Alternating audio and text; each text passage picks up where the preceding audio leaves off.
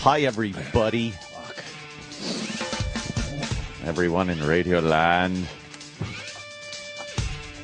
I didn't sleep too well, so I got I'm tired. You look wide awake, though. That's how I just usually look. I'm always tired, so this is my wide awake look, but it's actually tired.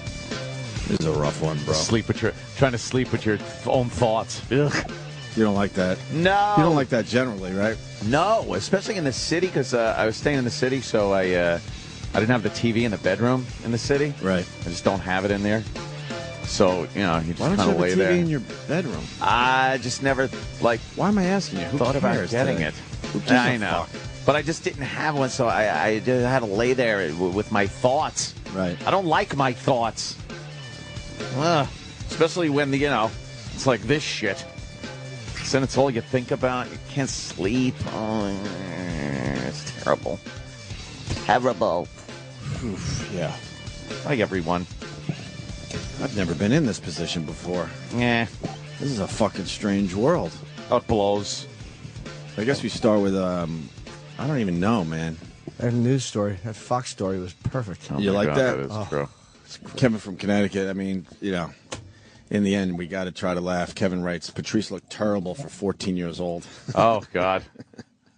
Yeah. You want to play that? Yeah. Yeah, play that clip. Kickstart us and get us going. Yeah, obviously, we lost our dear friend, Patrice O'Neal. You kidding? And this was, I just told Jimmy and Ant, this was the only laugh I had yesterday. The only one. It was just a horrible day. Because again, the news. Because again. And you know what? Of course. Of course. Just listen very closely to this clip. Yeah. Sad news tonight from the entertainment world. Comedian Patrice O'Neal has died. O'Neal died this morning from complications from a stroke he suffered last month. The Boston native appeared in September's Comedy Central's roast of Charlie Sheen, where his struggle with diabetes was a punchline for many jokes. O'Neal was a well-known presence on talk shows in the stand-up industry and was a frequent guest on the Opie and Anthony radio show. He was 14 years old. That's a hell of a career. 14. What were you doing at 14? You didn't do all that at 14. No. I knew I liked him for a reason. Oh, Uncle Paul. Squeezed a career into 14 short years. I was a caddy at 14. I thought that was impressive. Amazing. He's doing stand-up and roasts and radio shows and 14. movies. And 14 years old. Oh, my God. Twitter was abuzz yesterday. Well, I guess we got to back up to, our Patrice had the stroke on, what was it, like October 18th? 26. Oh, I want to say it was 20-something, but I don't remember. Yeah. And we all knew at the time that it was not going to be fucking good, man.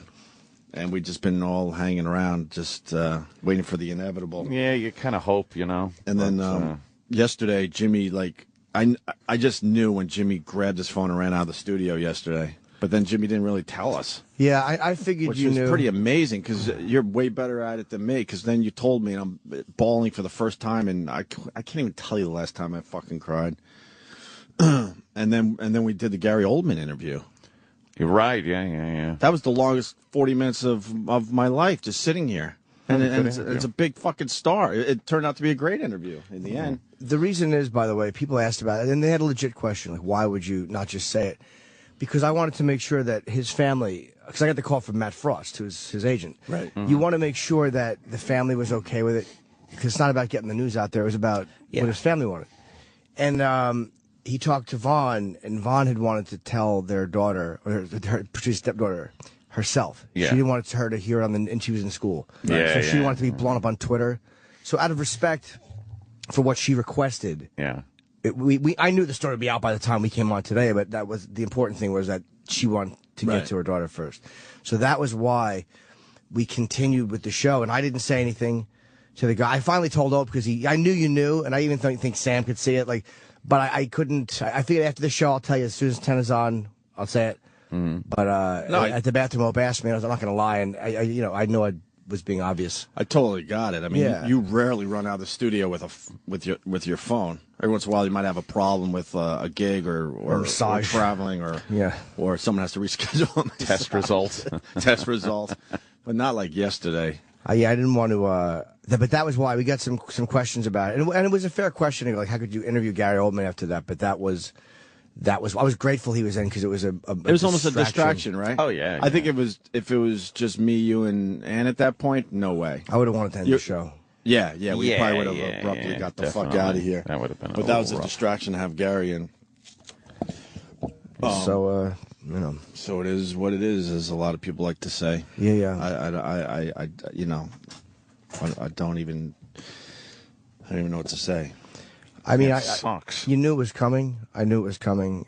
You know, he was not in good shape, and people were asking for updates, but there really wasn't much to tell. No, I knew it was really, really bad. But you know, again, when the family requests something, or you got to do what they, than what anybody wants. They want. So you know, it was just a bad place for him to be, and I was. I didn't want my friend to die, but if the option was that, or to live in a bad way. I know. To move or whatever happened. Strokes are motherfuckers, man. When you have a stroke in the wrong place, it's terrible. Look at Dick Clark. Like, he had it in the right place, quote unquote, to live, and function. But if you have it in the wrong place, you fucking. It's just bad. Especially someone like him. You don't want to, you definitely don't want him that fucked up. Yeah. That giant fucking mind and I loud know. voice to be. You can't have it. You can't have it. Just like that? You can't have it. It's to continue. It's worse. No, silenced. I mean, you just can't be alive and have that. No. It's terrible. We only saw him once. We went to the hospital the day it happened. We had a call. I got a call from Bob Kelly. Like we told you, we said we didn't know where the hospital was. We did. The reason we said that was because the family didn't want people, and this was legit. Right. They were afraid that people would, meaning well, would show up at the hospital, because what was happening is I know his blood pressure was going up and down, and they just didn't want people showing up at the hospital. They didn't want people showing up to make amends. Sometimes when someone's in a bad way or very, very sick, people show up to try to say you're sorry or I love you or whatever it is, and they just didn't want any of that. And the doctors didn't want it. Yeah. So that's why we didn't know where he was. But we weren't seeing him. Mm-hmm. We weren't allowed in. And finally we went last week. And we went and saw him, and just, he actually looked oddly, and people say looked bad. He looked okay. I knew he was, at the end, but he was thinner, and he had a beard, which looked better on him than I would have thought. You know what I mean? Like I would have thought Patrice looked horrible in a beard. He actually looked okay in a beard. And it was his mom and his sister, and Vaughn, and then a couple of the guys went through and saw him after that over the next few days. But we didn't talk to him morbidly. It wasn't, goodbye, bro. It was none of that stuff, because I didn't know at that point if he was able to hear or not. And there's nothing worse. Like, you kept all emotions outside the room, because there's nothing worse than when you're laying there and people are losing their bawling shit over you. Right. It's just terrible. It's like, how fucking bad do I look? It's just, you don't want that. Right. So, we just saw him for about 10 minutes, and I'm glad I did. I'm glad I saw him. Yeah. But, I mean, there was nothing to be done. I told everybody was asking for him, and I don't know if he heard it or not. I hope he did. You just don't fucking know. No. Terrible. Fuck. That's really young, though, man. Geraldo, too. It's like, fucking. I know, right? Mike DiStefano. It's like, all these guys are young. Yeah. DiStefano, I think, was he just under 50? I think he was. Yeah, I think they were all in their 40s, right? Patrice is a rough one, though. This is, oh, yeah. We've all lost people. I mean, every fucking person listening to our voices, but for some reason, this one is really fucking rough. Yeah, it's kind of a, testament to who he was, that everybody is taking it so hard. The fucking guy is just so full of life. He took over a room. Just fucking took over a room wherever he went. Wherever the fucking guy went. I remember when I first met him at NEW, Jimmy brought him in. I was scared shitless of the guy. He was so intimidating. No, Voss did. I was actually out that day, I believe. Okay. Yeah, I met the first day he came in. Voss brought him in officially? Yes, I believe Rich Voss did the first time. I always thought it was you. No, we had talked about him and stuff, but I think Rich did the first time. And he came through that door, and I'm like, holy fuck, what is this big black guy about? Gonna be trouble. I was fucking intimidated for a long time. Probably the first year Patrice did the show, I was always intimidated. Really? And then you really got to know him and realize that in the end, fucking, he was a softie, man. Yeah. And I mean that as a compliment. He was a softie and had a great heart, an amazing heart. And A lot of people didn't have good first impressions of Patrice. No, I think Bill Burr tweeted that last night, saying it was always fun to watch people meet Patrice for the first time, because he was he would just take over, man, physically and just emotionally, and there was no buffer period between like where he would meet you and then start giving you shit. Right. It was just immediate. Right. It really was. He'd call you out in a second. And you knew, it's funny you should say that. You had to have your shit together when he was around. Oh, yeah. Because he would call you out on everything from your dumb shirt to your stupid joke. Yeah. He would call you out on it. Yeah, he was very, a lot of guys, we were joking last night at the Cellar. I said, there's as many comedians happy tonight as there are sad. Guys that he had just really told about themselves. He could be very harsh, but, the worst thing you could do with him was underestimate how smart he was. Mm-hmm. Like, because he's a loud dude and a big black guy and he's silly. He never minded being silly. If you argued with him and you didn't realize what a smart guy he was, you were going to be embarrassed. Yeah. And I watched him embarrass some people horribly. Like the type, beyond embarrassment of slipping on the ice, the type of embarrassment where you're stripped nude and you're exposed as being a fraud. Right. Like where your entire existence is opened up as being not important. He was able to do that with just a look, too. Oh, yeah. Like he could, if somebody was being stupid, he would turn around, not even acknowledge the person, and give that fucking look to you like, what the is this person? What? Really? He would just dismiss you with one glare. With that look. With fucking hilarious. I know I never got one over on him, ever. Never. No. Not a one. Colin had a very funny tweet about him. Can you grab Colin's Twitter feed? He had, I don't know how many he sent out yesterday, but he sent out one that I thought was very... Did you have it up? No. I don't have that one. That fucking Mad Magazine I got tweets thing that you had from Tough Crowd is hilarious. This is thanks to everybody for the Patrice O'Neal comments. One of a kind. In heaven right now, charming half and infuriating half, then reversing. Yeah. And that really then reversing. Then reversing is classic. Fucking classic. That is exactly a perfect summation of Patrice. I would go home so tired after he did our show. Just because he challenged you, man, to be on your fucking toes. You had to bring up your emotion. You had to be in it, And mentally, I would go home, like, just knowing I had the best fucking time, and also just being exhausted from him. Just how he twisted shit. Just twisted little things in pop culture that you never thought of before. And people were last night, they're like, what was your favorite Patrice moment? I mean, please. I realized late last night I can't put my finger on one, because I start thinking of a few, and then all of a sudden another 5 or 6 pop up in your head. Yeah. I guess this weekend we're just going to play nothing but Patrice. Yeah. On this channel. So I find it hard to listen or watch videos like right now. I could read shit, like when people tweet shit and they're like, "Oh, remember this one," and then you kind of play it in your head and hear the voice and everything like that. But to watch videos right now, it's still it's a little tough. soon. Yeah.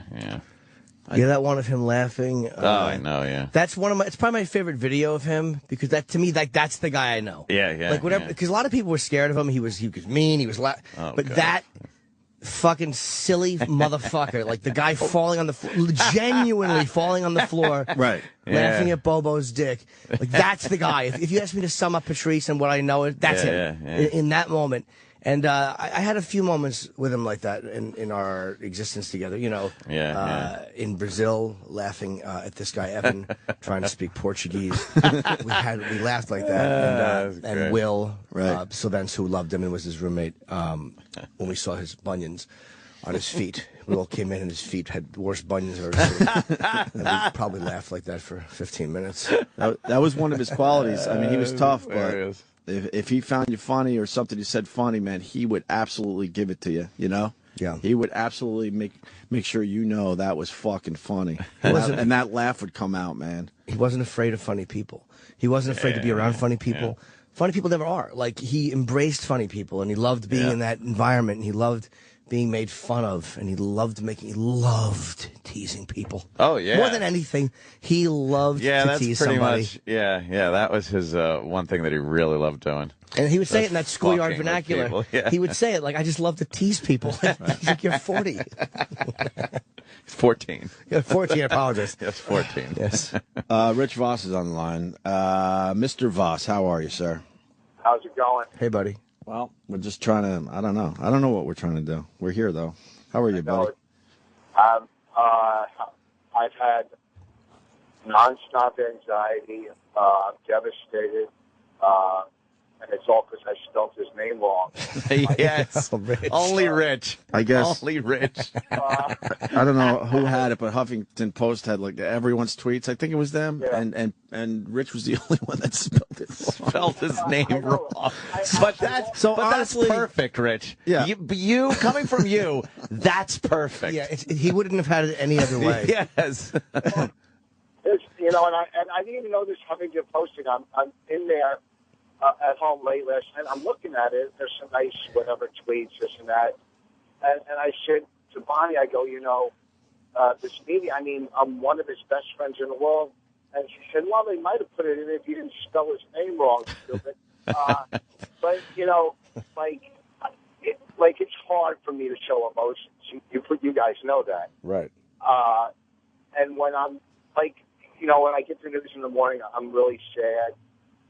And, you know, I'm trying to go about my day, and I'm in the parking lot at Dunkin' Donuts writing this, and all of a sudden, like, tears and snot and everything's running down my nose. But then I'm thinking, well, maybe the Giants will bounce back next week. So, I mean, it's really probably the most devastated I've ever felt in my life. I don't know, you know, nothing like this has ever happened, even with anybody in my family. You know, I was never as close to anybody as of now in my life and my family as I was to him. You know, and like I said in the dumb tweet, the most fun I've ever had in my life, he was involved, Norton was involved, you know. But, I mean, there were times we stood outside of Boston Comedy Club, and people in their apartments were yelling at us to shut up. Right. You know, they're hanging out the window, shut up, and we're just out there. Did you feel like you were on stage? Yeah, so me, you, Keith, fucking Bobby. Oh, God. Yeah, it was just the most fun. There's nothing with him but good memories. Mm-hmm. Right. There's nothing but good memories. Well, the last time I did radio with you guys and him, I was kind of upset he didn't shut his face as he was smashing me the whole day. And of course, I'm driving home thinking, well, I should have said this or I should have said that. But nothing but good memories, you know, and the most fun in my life as a comic or because the most fun of my life is from being a comic. Yeah, most fun from being a comic. I got to ask you guys something because what I've heard a lot in the last month or so is this one really hurts, and you guys are in the world more than us, although we get a taste of it. Where you've seen a lot of guys die young. Yeah. But a lot of you guys are saying this one really fucking hurts, and I've said the exact same fucking thing. This one really fucking stings, and I want to know why. Well, one, it came out of nowhere. I had to ask him. Out of nowhere. More for Jimmy because Two, Jimmy the articulated, but the last thing you saw it's on a roll. The last thing you saw Patrice do on TV was that roast. Yeah. He completely stole the whole roast. Right. Completely. So, you know, you're at his bar because he's bigger than life. You know, and I said this too. He's what, Rich? I didn't hear. He's bigger what? Bigger than life. Right, yes. When Patrice was around, like when we sit at the cellar, and like last night we were there, we're having a good time. But when Patrice was around, you really had to step up your game. It's like, it wasn't like, hey, you know, because if you even, whatever, it was just like the nucleus of the whole thing. And I hate to put, you know what I'm saying? Yeah, I do. You're not wrong either, man. He was, I mean, it really was. He was too big a focal point, too loud a guy, too big a presence. Yeah. It's the worst one. And I've had a lot of people I love. A lot of people I love have died. But this one, I think is the hardest, at least up to this point. And when you say he was the focal point, I mean, we all know people that are just loud, and you're like, shut the fuck up. With him, it was effortless. You know what I mean? It was effortless with him. He wasn't trying to force himself into situations or any of that crap. He was just who he was. Someone just wrote, the funny thing is Patrice would be slamming Voss right now. Yeah, of course he would. And that's why I'm going to Myrtle Beach to play golf, because oh, shit. Because when someone passes away, all you have to say is that's what they would have wanted. Like, nobody yes, knows. you to play golf. That's right. Yeah. The last time I spoke to Patrice, he said, play as much golf as you possibly can. As opposed to, at Friday and Saturday nights is when you should play it. Find a night course. It was always fun. We were one time we were in Amsterdam. And, I mean, and so is Norton, but I've been in Amsterdam. I never went there. And Patrice, and Brazil with Patrice. But we were in Amsterdam, and we're done. We were taping a TV show or doing a show, and we're done with it. And we go, let's go to the window, the red light district. And Lisa Lambanelli's like, can I go? And Patrice laid into her, like, are you out of your mind? Why would we bring you? So now she's in the bathroom crying, and I figured, well, I'll go in to console her so I can just check out the hot girls going into the bathroom, right? So and it was like, there was no way he was letting her come with us to the red light district. Not that we were doing anything, we were just going to go sightseeing. And he never held back. He never held back. Yeah, him and Lisa had a really weird adversarial relationship. Yeah. And he felt bad about it, though. At one point, Patrice went through a thing where he felt really bad about a lot of the, because like most people, you don't sometimes think, and as you get a couple years older, he felt really bad about that. Like, and he apologized to Lisa, and like he in Florida on the Young Ron and Paul show, or Young Paul. I always mix it up, but she was on, and Patrice was supposed to come on.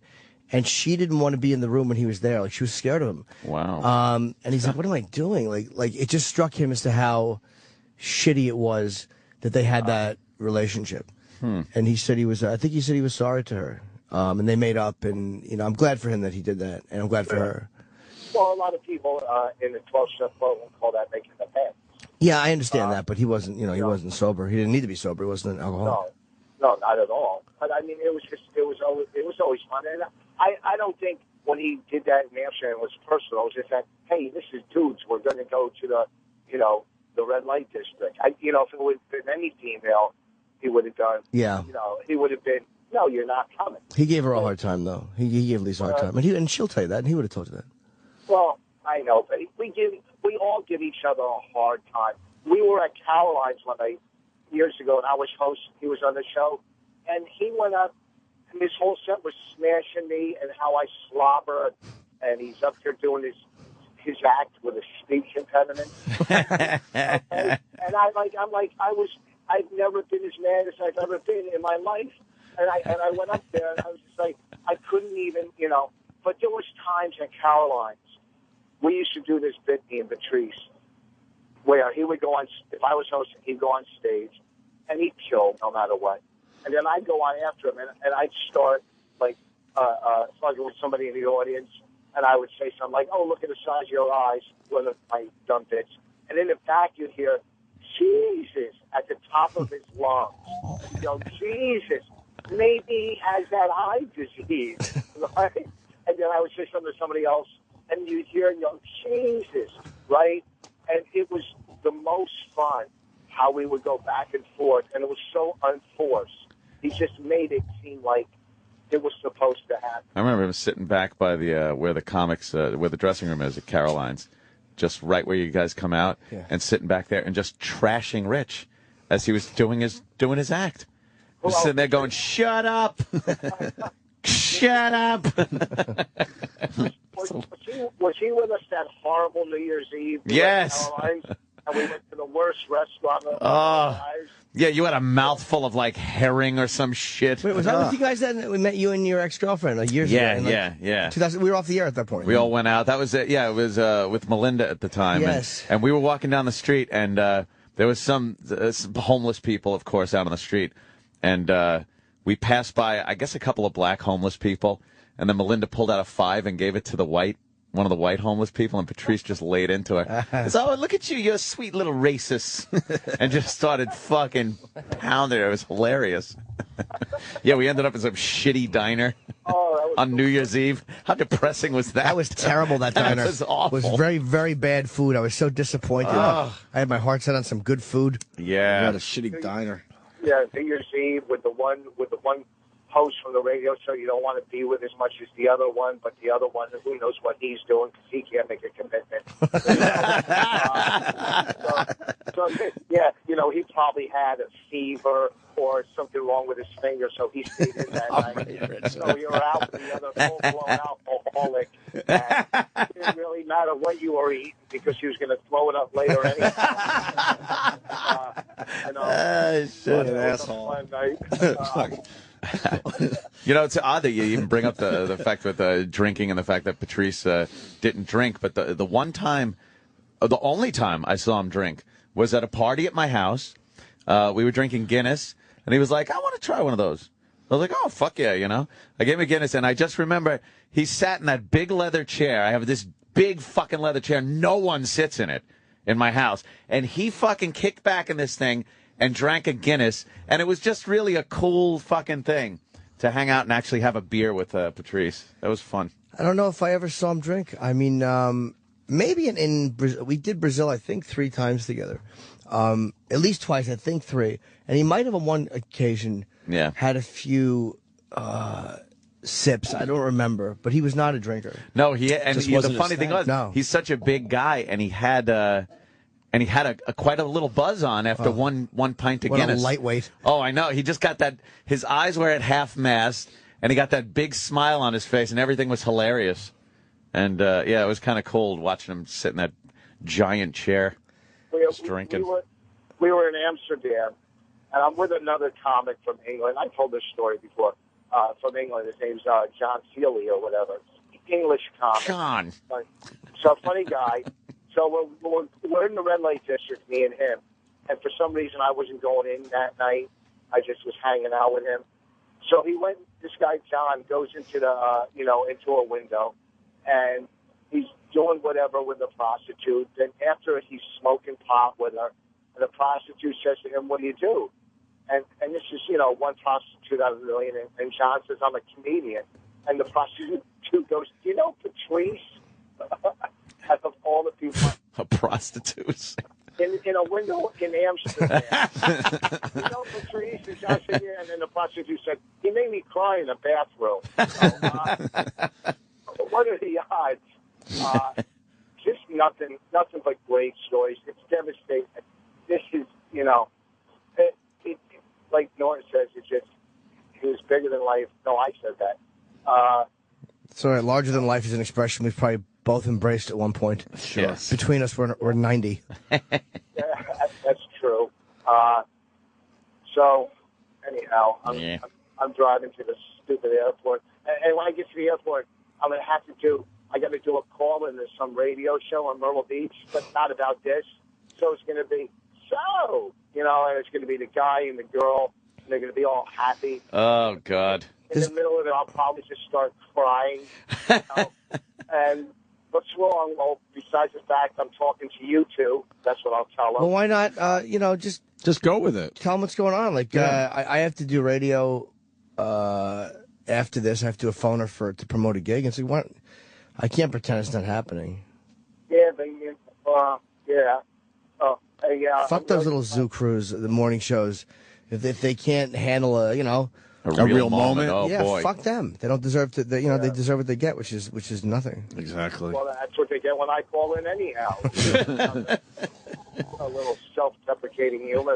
Yes, of course. It's like a number after the World Trade Centers when you guys were in it, and I called in and you started for some reason smash me, and they go, "Oh, we're back." Yeah. Was that how we got back into the jokes? Going after Voss? Probably. I always wondered what the first one was. Yeah, you got back into real jokes. As he said, after the World Trade Centers. Yeah, all of them. There's a lot of them down there. Yeah. The jokes and the riddles and then the wacky games. That's when it all started up again. Did we have wacky games back then? Oh, we always have wacky games, don't we? All right, I'll give him that one. Yeah, wacky games. All right, Rich. All right, well, listen, everybody hanging in. Well, that's it. Riddles. People come riddles. Yeah, I guess we got riddles did too. a riddle. We did a riddle segment, Rich. Riddle me this, Batman. Oh, please, whatever you did. Riddles. Riddles. Horns in your hat. Hold you. Riddles. Riddles. What else do you call them? Riddles. When was the last time riddles meant anything to anyone? They're on Dixie cups. Right, yeah. I'll talk to you guys later. Bye. All right, Rich. Rich. Thank you, brother. Rich Voss, everyone. Rich Voss, yes. I guess a lot of people coming in to say a few words, huh? Oh, yeah? Yeah, I think Florentine wants to come in. Patrice loved Jim. Ah. I saw Amy last night. I'm not sure who else is coming. I mean, yeah, the Bobby, tweets were really... Bob Kelly. The tweets were really nice. A lot of people tweeting. A lot of people I wouldn't have expected, like some heavy hitters. It just goes to show, how fucking great he was. Well, at least they, in the entertainment, E! Online, at least they've got all of his friends when they're quoting tweets. Oh. But I'm not even really mad at it. It's funny. It is just... Oh, really? It just shows you what dummies... They can't help themselves. No. And I think part of it is They're like, we need names in their world. What names are? They just don't know. So they have to go with the heavy hitters instead of his actual close friends. I don't see a tweet here from Norton or Kelly or Voss or Colin. None of them. They just don't know. But it was funny that they just chose people who. But Charlie, I get because he roasted Charlie. He liked him. Yeah. But it was, and of course, Dane. They started together. And Sarah's famous, and she liked Patrice. I don't think they knew each other that well, but I could be wrong. I love this one though from Seth Meyers, and again, Seth was just tweeting. He wasn't trying to get on the website. Right? Yeah. Rest in peace, Patrice O'Neal. A day spent watching clips of him online is a day well spent. Spoken like a guy who spent a lot of time with him. But again, I'm not faulting. Right. I'm not faulting Seth because he's just writing a nice thing about a guy you probably didn't know that well or know. Yeah, it's once again just lazy reporting, which we talk about all the time on this show. You could have got some pretty damn emotional tweets about Patrice yesterday. But they decided to go with Seth because I guess he's a big fucking star. What dummies. Gives a fuck he's a big fucking star. There were some emotions going around yesterday. That one made me laugh, friends. though. That one made me laugh because Patrice just would have said, just admit you didn't know me. Yeah, right. Just say it. Right. You didn't care. You didn't know me. You didn't give a fuck. Right, exactly. That's the weird, twisting, ironic thing of this whole thing is I would love to hear Patrice's take on his death. And the way people are reacting to it, because it would just be stuff like that. Like, you don't know what the fuck that's what it would be. I think if you were able to get through his outer shell, and this is going to sound so hokey, but he would absolutely appreciate this. He would appreciate it, sure. Oh, yeah, he'd appreciate it, but he would fucking make fun of quite a few things. He was on guard most of the time, but you were able to get in there. He would call out the fraudulent parts of it. Oh, yes. Absolutely. He would appreciate people who love him. He always appreciated people who loved him. I mean, he really did.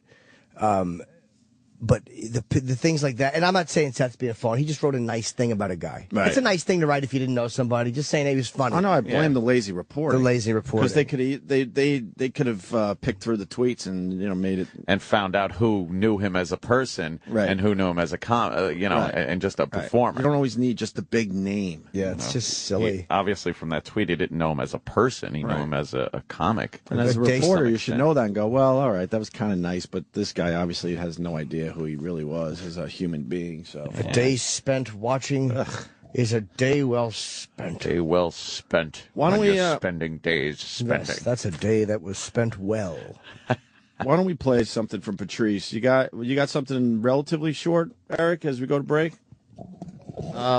Yeah, I mean, we could go as long as 10, 15 minutes if you got something. All right, yeah, everything. I cut up Patrice's Elephant in the Room special, and we've got a bunch of cuts here. I'd like to focus. You shouldn't play all of it because Yeah, I'd like to focus on stuff he did on our show. Yeah. It's a good point, because Elephant in the Room, you want people to buy, so it goes to his family and his stepdaughter. Yeah. Well, we're going to have to figure out a lot of stuff. E-Rock's pirating it. E-Rock's like, look, I'll be, when the wake is held, I'll be selling Elephant on the Room on the corner, bootleg copies. I'll sign it. You know, Jimmy makes a good point. We all know we could get our shit for free these days. We all know. But, this is going for a great cause. Elephant in the Room. Fucking download it. It's going to go to, Patrice's family. Isn't it ironic that E-Rock's trying to find Elephant in the Room? Yeah, I know. He just keeps looking at mirrors going, oh, wrong. Yeah, if you appreciate it or love the guy, just, do the right thing and actually fucking buy it today. Yeah, even if you have a copy, just buy it again. There's medical bills, and there's his stepdaughter, and there's Vaughn, who he wanted to take care of, and his mom. I'd never met his sister, and it was funny. She was nice, man. She was really nice, and she, in the mouth, like, she smiled. She looked oh shit, really? Like really Patrice. It was chilling. Oh wow! I saw her in the hospital, and I just couldn't believe the mouth. Like you forget how specific somebody's mouth is when they speak and they smile, and just he was like, it's Patrice. Wow, it's very odd to see that in a living person when someone's really sick. People will be coming in, I guess, today, and we'll just talk about Patrice. I mean, yeah. Well, what do you got to play? The fans, by the way, can I say I loved all the tweets and they were all nice, and the emails, and they really are nice. When people say, people reaching out is nice. It is, even though you're hearing from strangers, they know you're grieving, and people were very genuine. Yeah, I only had to block like 3 people, I think. Yeah, I blocked 1 total. I had 1 block. I mean, people fucking they just get it and understand when it's something close to home. You don't fuck with it. Tomorrow, someone, whatever. But you know what I mean? When it's close to you, you just don't fuck with it. That's always been the rule in this world. Yeah, people have been cool. They're crying their eyes out there. I can't tell you how many tweets I read from people just fucking bawling. Yeah. All day yesterday. Yeah, people were very upset. What do you got, E-Rock? All right, I got a short version of Patrice doing "It's Raining Stuff." Oh, is it just a song, or is it the whole? No, the whole thing was too long, but this gets right to the heart of it. So you want to do that? Yeah. All right, and just for the people that are wondering, all weekend long here on the channel, and we're not promoting it we're just letting you know. People hear it. Yeah, letting you know that all weekend long it's going to be nothing but Patrice on this channel. And E-Rock will be playing his CD in its entirety, so you can just record it. Right. And F the family over. Way to go, E-Rock. I tried. All right, here's Patrice O'Neal. How you gonna say no to me? Yo, side pussy. Don't be such a pussy. Go get some side. Patrice, you gotta tell your story.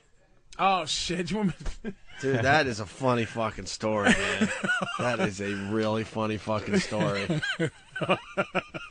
Listen to what happened to Patrice since the last time we saw him. Yeah, it was like Christmas time. I had driven home, went to go to Boston for a second.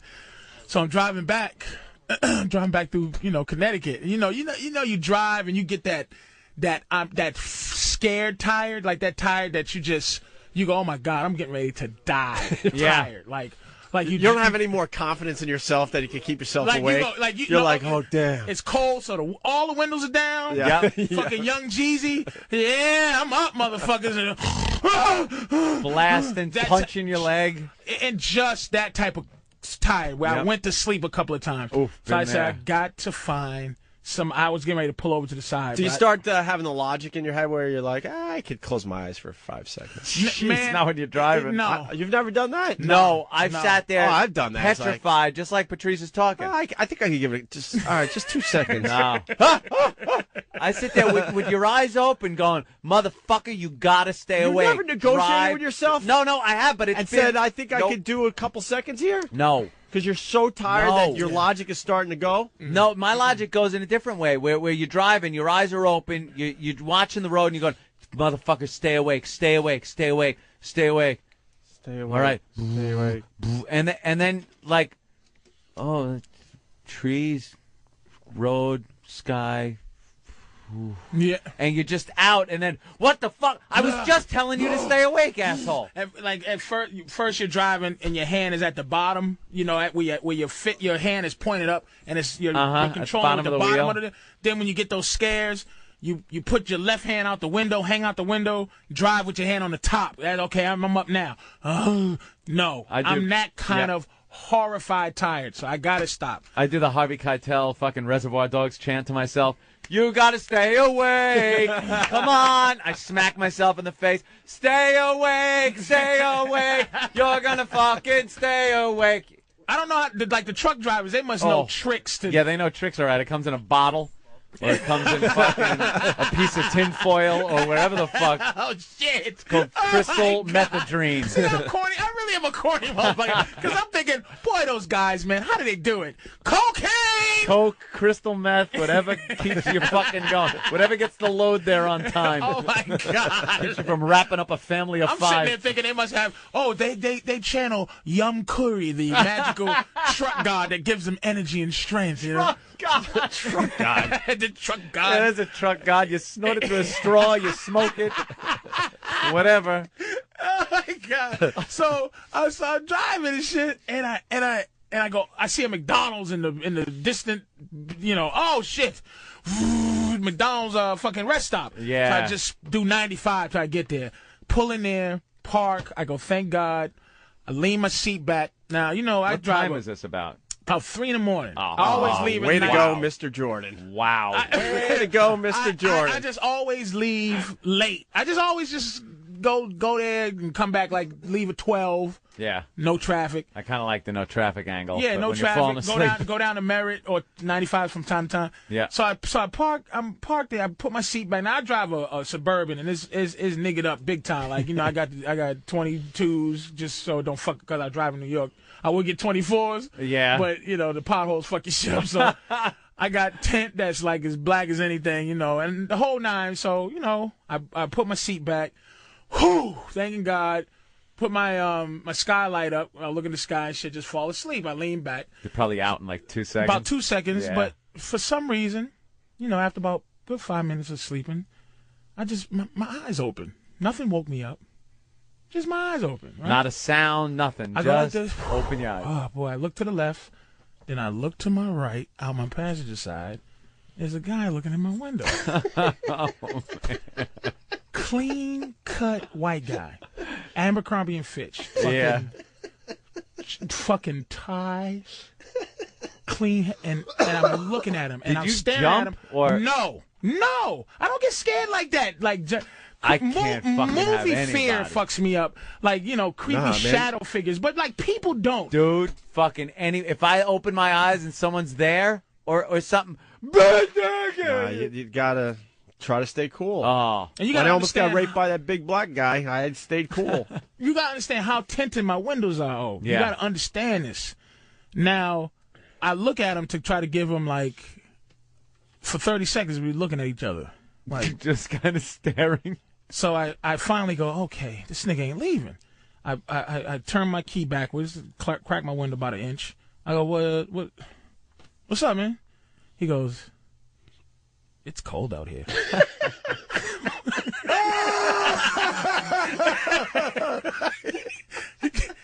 It's cold. It's cold out. I go. Cold out. I go.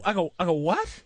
He goes, it's cold out here. And he tries my handle on my door. He pulls my door handle. Holy shit! It's cold out here. Pulls my door. I said, what?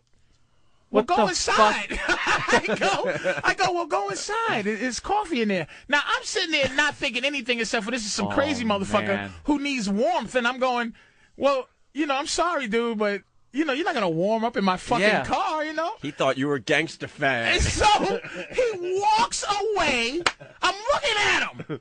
And I'm still not, my energy still isn't like, what the fuck? I'm just like, that was weird. That's a little from odd, New York, right. Yeah. So I watch him. This motherfucker gets into a Subaru Outback with a Christmas tree on top and drives away. And that's when the adrenaline kicked in. I said, this motherfucker, he was going to suck strange black dick before he went home to take a Christmas tree to his fucking family.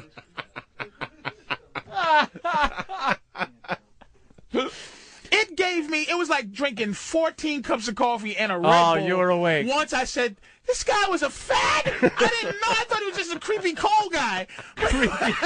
He's creepy cold guy. A little cold. I felt so bad for women that this guy, it was almost like I let something evil escape. Like I wanted to follow him and just go warn to his everybody, lair and go, this guy is ma'am, your husband is trying to suck strange gangster cock, and it was just like Gangsta Fag's song. It was a well-dressed fucking businessman type sucking dick at a Connecticut rest stop. White dude. Wow. It was it's cold out here. What? It's cold out here. That's something that you say. And pulls my handle like you on my felt door. like you let something evil escape it like that. It felt like I let him, like I should have, like for the duty of the world, like just chase this guy. Because you think the family he's bringing that fucking Christmas tree home has God, any clue that their husband is sucking rest stop dick and has a rest stop code? Like I'm going, if I was a fag, is that the code? It's cold out here. Oh. The pigeons fly in January. Hop on in, faggot. Hop on it. Click, the door unlocks. Click, click. You think he drove away with Christmas music in his car? And then he gets in and rubs his hand like, whew, it really was cold out there. That was the fag code, but it's chilly. I'm just cold. Thanks for helping a brother out. That's what got me was the Subaru Outback, and I just covered my mouth like I let evil go. I let it go. I should have followed him. Honey, I'm home with the tree. Get the kids. Tree, and with the dude. I shouldn't even care about shit like that. You know what I'm saying? It's just it seems so evil. Man. Yeah. So fucking evil. Wow. Dude. Well, it's cold out here. It's cold out here. Well, anyone asked that? Way to read the signs, though, you dummy. I'm a fag for being so stupid. You told me to go into the McDonald's. Like that wouldn't be your first thought if you were really get cold. my dick sucked in McDonald's? Wait a minute. Yes, but John, listen. Thank you, Patrice. I was really stupid. I wasn't sure if I should go into this really warm building in your car. And now that you're telling me, of course I should go in the building. I deserve the pounding you're about to give me, but it's like none of my reaction was you fucking faggot. It was. It's cold out here, huh? Oh, well. And my mind was trying to think of a way, and this is what I was thinking: not get out of here, fag. It was, hey, I can't let you warm up in my car. Yeah. I mean, God bless you. You're cold, and it's a cold day, but go inside. I'm surprised you didn't tell the guy. Spirit. What, did they lose their heat in there? What? You need some money for coffee? Yeah, you dummy. Wow. Let's go to Paul the trucker. Hey, Paul, what's up? It's what? Hold on, Paul. Sorry. Yeah, fuck the McDonald's or anything. He had his own car. No, I didn't see warm in his car. No, you gotta Holy understand. shit, even better, Patrice. Yeah. I didn't. I woke up to see him. So you didn't know he had the car until later. I didn't even see this motherfucker. I woke up to see him at my passenger side with his face in my shit. But that even confirms it more because let's say he was a fucking drunk and he got thrown out of McDonald's, and that's why he was cold. Like, you could even rationalize that until he gets in his own car that fucking, like, has heat. Someone's making a great point here. Brian in Rhode Island. Go ahead. Brian, go ahead. Hey, didn't Patrice say that it was like 3 in the morning? What the hell's this guy doing out getting a Christmas tree at 3 in the morning? Dude.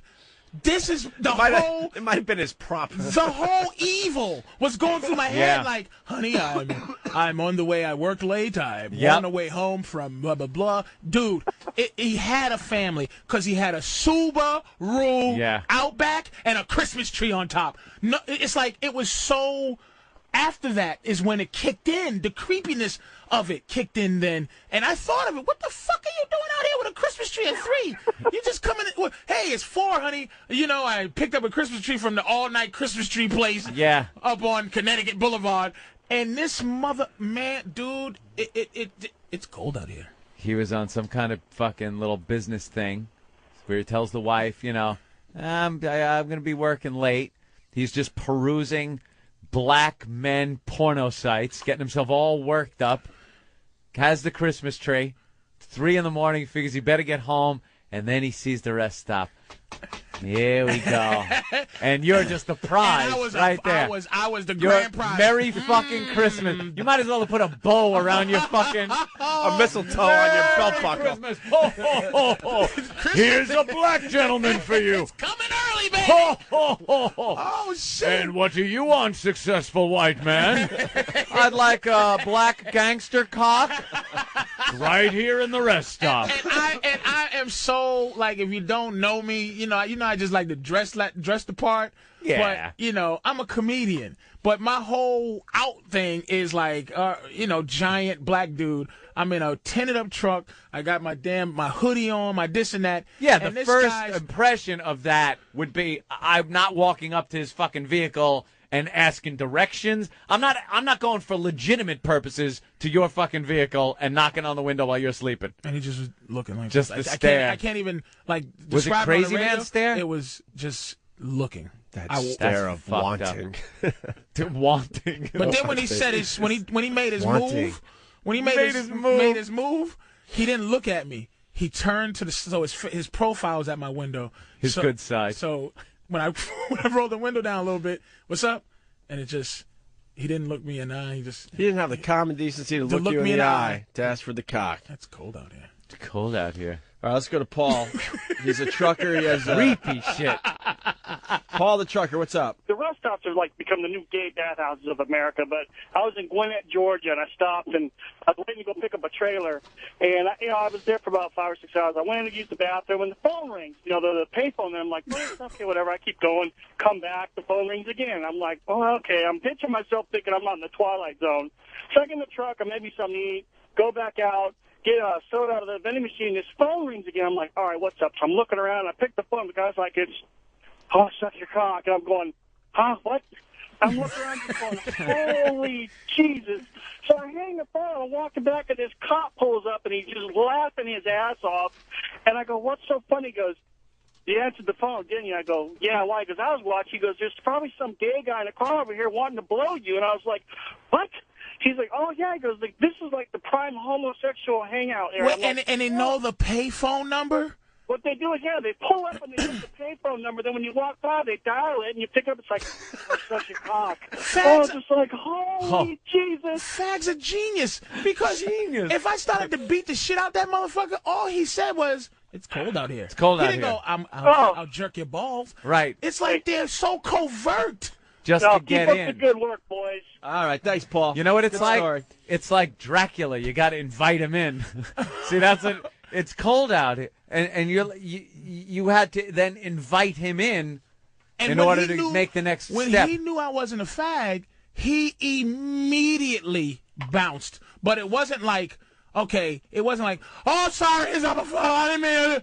He left like, you ever see that thing in the Godfather where they say, listen, you don't run, you don't walk. Don't look no one in the eye, but you don't look away either. Don't look away either. That's how he left. He just goes, oh, all right, and walked calmly away, like almost like he knew I would be in shock if I wasn't a right. fag. Don't give you any time to really think about it. Just leave the situation. This is the Opie and Anthony Show. We're back live. Yes. A lot of people have arrived since we took a break. We got Mr. Bob Kelly in studio, Mr. Jim Florentine, and Joe DeRosa. Not Mr. Joe DeRosa? Not Mr. Joe DeRosa. He's still a newbie, so he's just Joe DeRosa. And, of course, the shitting on each other started the second these two walked in the fucking room. Yeah. Just fucking shitting on each other. And we got to go to the hotline right away because Joe Rogan is calling from L.A. Hey, Joe. Hey, what's up, boys? Hey, buddy. What up, Joe? What's going on? How you doing, man? It's just a weird day for everyone. Hanging. Yeah. It's fucked up. Yeah. Yeah. Someone said you played a nice clip and said some stuff on your podcast yesterday too. Yeah, we played that one. There's one clip that really, for me, defines Patrice. It's when you guys got in trouble for that. Of course, you remember the crazy guy who said all the shit about Condoleezza Rice. Yeah, homeless Charlie, who we fucking loved. Patrice got on that Fox show with that really humorless lady. Yeah, from Now. And just annihilated her, made her look ridiculous, made the whole thing look preposterous, and defined it in the best way that I heard anybody define all this PC bullshit about going after comedians and radio DJs for trying to be funny. You know, and that it all comes from the same place. That funny all comes from the same place. It was brilliant. The way he said it, the way he put it was brilliant. The way he handled that dumb cunt was brilliant. the whole thing was brilliant. It was just perfect. It was perfect Patrice. He killed her with intelligence besides the comedy. That's what was so brilliant about it. When she called him a fool, he won. Yeah. You know, he goes, "Oh, name calling." Yeah. He's like, "Oh, I'm offended." It was so perfect, you know. He killed it with intelligence and charm, and just by being a comic and saying, "I'm here speaking for funny," you know. And then when she was like, she tried to like go over his act and paraphrase his act, and he's like, "No, that's not what I said." And then he goes and does the whole angry pirate thing. Oh shit, that was hilarious. No, I said you ejaculate her eye and then you kick her in the shin. And she walks around like an angry pirate. And then people were laughing on the crew, and he's like, "How are you laughing? This woman's outraged." Yeah. Oh god damn, that was fucking funny. That's a great way to deal with somebody. Like that's how you deal with a dummy like that from now. Yeah. Is you don't cower to them or bow to them. You just, if you're belligerent about it, they really have no recourse, and that's what he did, and he destroyed her. Yeah, it was vintage Patrice. And that guy liked him. That John Gibbs really liked Patrice. He would have him. I think Fox got mad at that, but John Gibbs really loved Patrice. Well, John Gibbs had to do an apology for Patrice's performance. Did he really? Oh, yeah, he didn't want to. You could just tell, you know, he was in a bad spot. And then, unfortunately, you know, Patrice is sticking up for us and comedians in general, and like you said, Joe, funny. And it turned out that Fox never used him again. But that was Patrice. He didn't give a fuck. He didn't care. He didn't care. What he did was better than Fox using him 100 times. Right. Him towing their company line. Right. It was one of my favorite parts is when Patrice was like, "I speak for funny." He goes, "You speak for people that stand in front of that thing and go, oh, today, blah, blah, blah, blah." He like define that guy's life. Yeah. His life is 40 hours a week he gets in front of a fucking camera and does that. And Patrice just made him look preposterous. Right. You know. Oh, man. He spoke for funny. He fucking said it, and that was true. He spoke for funny. She had no idea what she was in for because she probably and I was saying earlier in the show, the worst thing you could do with Patrice is not realize what a bright guy he was, because he was really a brilliant guy. And she didn't understand that he was a smarter person than she was, and he was going to run circles around her mentally. Like, yeah, he's a big, loud guy, but he was going to outthink her, and he really made an absolute asshole out of her, which was fantastic. Her whole premise was that she was speaking for America, you know, and we are tired. He's like, who? Yeah. Name names. Name one name. Are you speaking for America? Are you speaking for America? Right. And he could speaking for me. He dismissed her, and if anybody knows the face, the Patrice scrunch, the face, the dismissive face scrunch. You never wanted to be on the receiving end of the dismissive face scrunch. He would have been a great silent film actor. Followed by some faces. But they're always followed by the Patrice finger. Yeah, go away. Go away. She's done with you. Dismissed. Kept plowing forward with her pre-rehearsed bullshit. It was beautiful. I liked your tweet yesterday, Joe, that Patrice was a thinker, man. Yeah. People need to understand that. Yeah. Well, you know, people love to categorize people, and it's so easy. And, you know, when you have a black comic, you know, and, you know, people automatically just assume that they fall into a very specific category, you know, and Patrice was just a brilliant comic. He was a brilliant thinker. He was the type of guy that if he wasn't a comic, he would be that dude that you would, like, look forward to going to work. Because if you were working with that guy, because you know he was going to say some funny shit all day while you worked together. Yeah. One thing that was really great was the fact that he could take a very complicated subject, and I'd be sitting here all geared up for a very in-depth, complicated, let's dissect this subject thing, and he would sum it up in one sentence. And make you think, fuck, that is it. Yeah. Perfect. It's like when he was talking about the DC sniper on Tough Crowd, remember that? I don't remember. He summed it up to a nigger in a Buick. Just fucking hilarious. And he pointed out that they beeped the word Buick and kept the word nigger. He goes, they beeped Buick. that's hilarious. Yeah. He would have these theories, and he would really be great at like penning you into a corner and making his. No matter how wrong he was, I'm telling you, white women don't understand cooking, and then he would just for 15 minutes convince you. God damn it, he's right. White women stink in the kitchen. He almost got me and my wife to do a threesome with him. Shit. He is a motherfucker. He was awesome, man. He was awesome. He was a real unique dude, like truly a one of a kind. Yep. You know, you asked me to find another dude who's like Patrice. Boy, I can't think of one. You know, I really can't. He was very uniquely his own person. A very different dude. You know, very different kind of thinker. He wasn't afraid of being wrong either, and that's one thing I loved about him is, and he was wrong sometimes, and you know he always made it, even when he was wrong and his argument was wrong, he was always interesting. He never gave you a typical or predictable point of view, even when it was stupid. It was like, well, I could see why he would say that. He was amazing at making you understand why he felt the way he felt. He was a great listener, which is important. You know? Yeah, but he was a great talker too. I mean, of course, I would talk to him for like 4 hours on the phone. I remember I'd go to sleep. And I'd wake up, and he'd still be talking. You always knew Patrice was done with you, too, because he'd call you up, and he would say whatever it was he had to discuss. And then you'd go like, yeah, man, my relationship's in trouble. And he'd go, you at the cellar tonight? All right, scumbag, I get it, time to go. My ears were available for your fucking dissertation, and now you got to call someone else and repeat yourself. Fucking creep. He's an awesome dude. Yeah, that fucking sucks. Yep. It's very sad, man. Yeah, well, you know, Stanhope and I were on the phone yesterday, and I called him up, and I'm like, did you hear about Patrice? He's like, yeah. And, you know, we realized there was nothing to say, so we just go, sucks, fucking sucks. Yeah, sucks, that's all you can really sucks. say. And then he said it best. He goes, you know what? It's better that than him not being able to talk. Oh, yeah. And That's like, you know been what? something a lot of people have said, too, yeah. Yeah. For Patrice, fuck yeah. Yeah. Can you imagine the torture of not being able to point out the stupid shit that you see all around you? I know, right?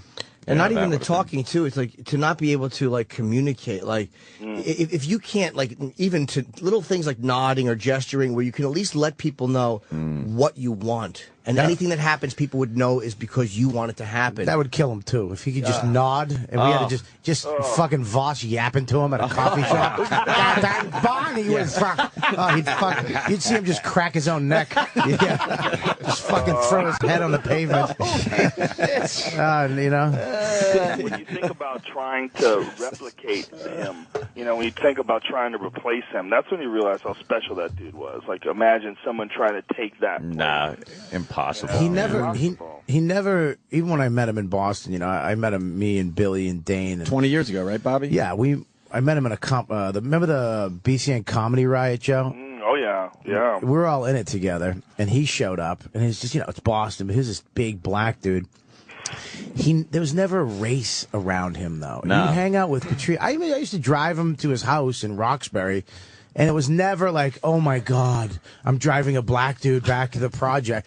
It was just driving Patrice home. He was always just Patrice. He was never, you know, not let's say that like he didn't, you know, bring up black sub or he wasn't black, but it was never a, like, you know, I'm black, you're white. It was just fucking Patrice all the time. Yep. Yeah, he didn't fall into that easy box. There's an easy box to fall into when you're a black comic. You know, you start doing black comedy. You know, a lot of black comics will tell you too, like that they get pressured to do a certain type of comedy to fit in on Chocolate Monday or Fat Tuesday or whatever those all black shows are. You know, he never did that. It was just Patrice. You're right. No, the crowd was always diverse every time you saw him. I remember though we talking on the phone. You could talk about shit, and it wasn't like a fucking. You know, you talk to comics. It's like that's a bit. You should do that. And it's like shut the fuck up. If you ever did that with him, he'd be like, motherfucker. I'm trying to talk to you. Yeah, we were talking one day. How do you tell if Japanese people are gay? He was like, you'd have to go, dude. You like pussy? Hey. you like sucking dick? Hi.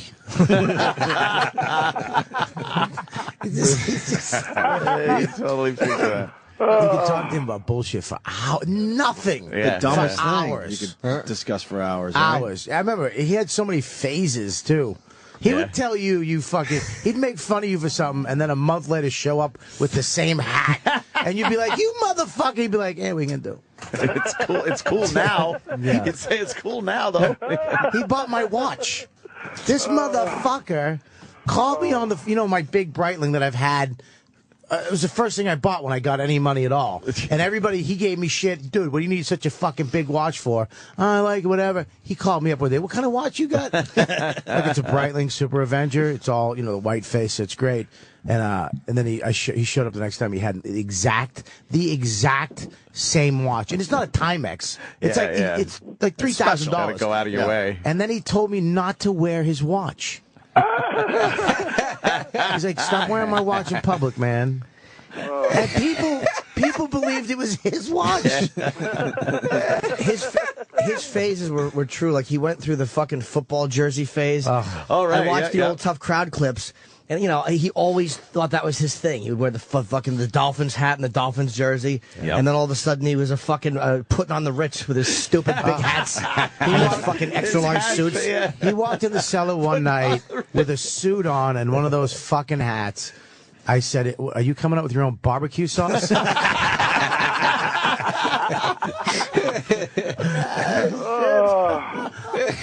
He never really caught a full pounding, though. I've gotten full poundings. Yes. I've gotten to the point where I've thrown clothes out. Like, I went home and talked to my wife, and she was like, "It's all right. Maybe you should find new friends."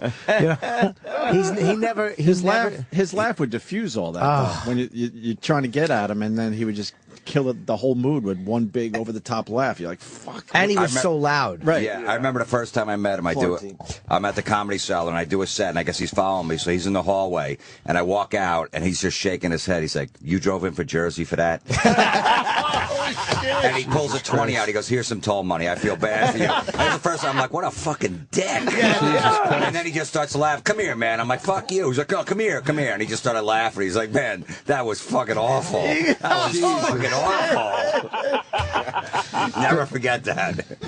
He was definitely able to tread that line between being just a complete scumbag and being unbelievably charming. Right, he was. Somehow he was charming after that. And I talked to him. Fuck is that possible?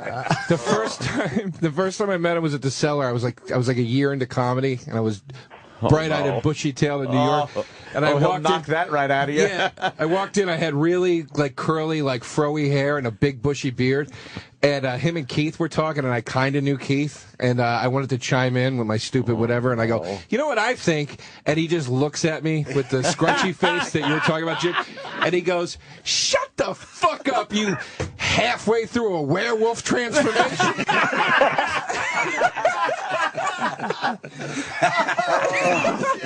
Oh, that's brutal. Fucking, I didn't speak for 6 months in the Cellar after that. Well, you shouldn't have. That's fucking hilarious. Oh, goddamn. His take on things was always so different. It was always so like, whoa, okay, and there's that too. Yeah. Pull it out of nowhere. Yeah, things you just wouldn't fucking think of. Yeah. Right. He's one of the funniest guys on the. Oh, ever. I mean, no. I mean, I watch. You can watch all the greats, Chris Rock, all those fucking guys. I think he's funnier and up there with all of them. Especially in person. It's just the industry. If the industry gave him a pass, if somebody said you. Because he didn't want to do it on anybody else's terms. He didn't want to fucking play ball and feel like shit because he fucking played ball with people that he regularly wouldn't like, and that he was funnier than, and he knew funny, and they didn't. If they gave him just a shit, he would be the biggest thing of all time. That's why I said he only deals with mid-level Jews. Talking about the mid-level Jews. He can handle them. Well, I'll tell you, his last Comedy Central special was pretty fucking good, man. It was. It was great. It was a real, true representation of what he's capable of doing.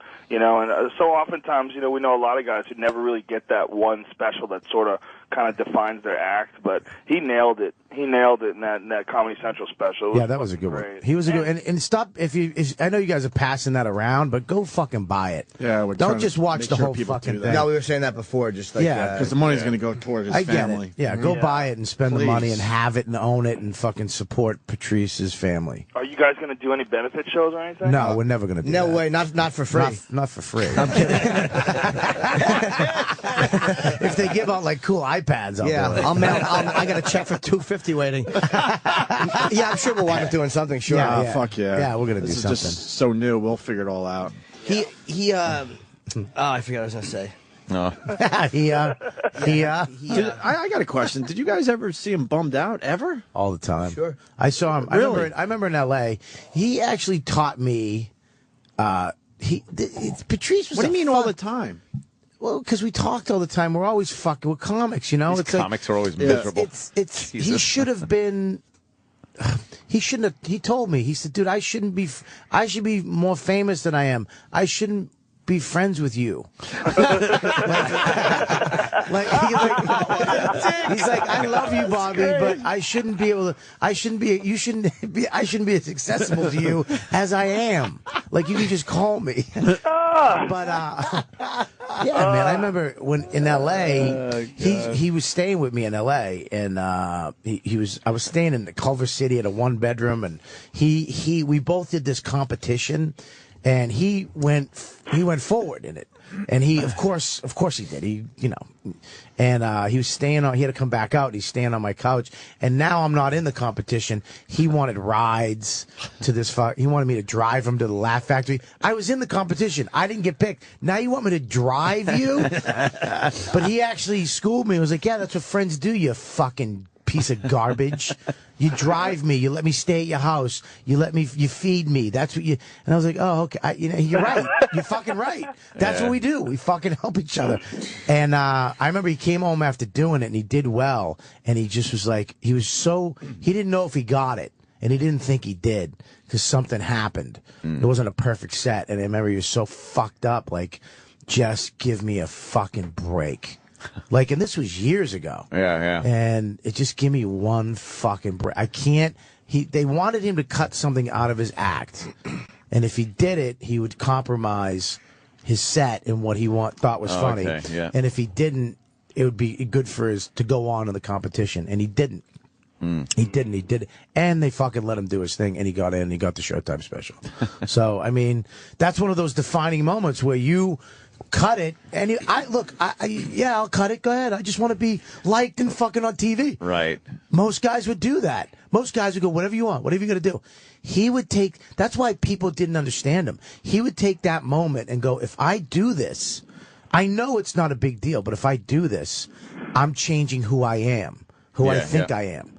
And I can't fuck you. I'm not cutting anything. You think he was stubborn in that way, or it wasn't I think it's a point in life where you got to choose who the fuck you are. People always felt like, God, just make that tiny little change. But to him, it felt like a massive. And it's a snowball effect too. Once you make one compromise, then you're gonna just keep doing it. But he was at times uncompromising in an unreasonable way, and he would tell you that. Like, there's times where he would look back and probably go like, I wish I had played the game a little bit, because it is a business and you have to do certain things that he wasn't good at doing. And he would say that, like he knew that. My friend was an audio guy on this Comedy Central pilot that him and Voss did. I think they were like roasting people at a wedding or something like that. Just in the early 2000s. And he said that, Patrice had his mic on. He was listening. He abused these Comedy Central executives when they came down to watch the pilot and give notes. He goes, I never heard a fucking bashing before in my life. Ultimately, the pilot never got picked up. He's like, I respect that guy, man, because he just told him that shit ain't funny. I ain't fucking doing it. Wow. Why are you here? Why you have a pocket watch? Go home. It's a big guys there too, and the pilot never got picked up. It's like, I respect that motherfucker. It's like Web Junks. I mean, that's the Tosh 2.0 that he's getting millions of dollars for. Right. That's what it is. Yep. And he was like, that he got into a problem with them, and he was like, no, fuck you. And I would have fucking, yep, whatever you want, sir. Everybody in this room would have fucking bent over and took it in the ass. Most people we know certainly would have made changes, but that wasn't Patrice. No, he had such a like a firm understanding too with the realities of that. Which he would always say like, look, man, if you want to walk that righteous road, you got to take the lumps. Like you got to be ready to lose money. And whatever, and he would talk about like if somebody at a club when he was coming up would say, Patrice, don't do that bit where you say cunt or whatever, and you go, is it a big deal for me not to do the bit? Not really, but it's just a matter of I can't allow you to tell me to not do it, because once I open that door a little bit, then it swings open and it never, you know what I mean? It's just the floodgates are open, and a lot of guys aren't familiar with that the way he was. A lot of guys go, I want to be the fucking rebel, but I also want to be loved by everybody. He was also defensive sometimes when he did like he would do that, and because everybody wants to succeed and do well, and then when he realized like, hey, this group actually likes me, then he would think, oh, okay. Like he a lot of times was more defensive than he needed to be because more people were going to like him and be comfortable with him than he thought. Well, he said that one time. He goes, I'd rather make you feel uncomfortable than I feel uncomfortable.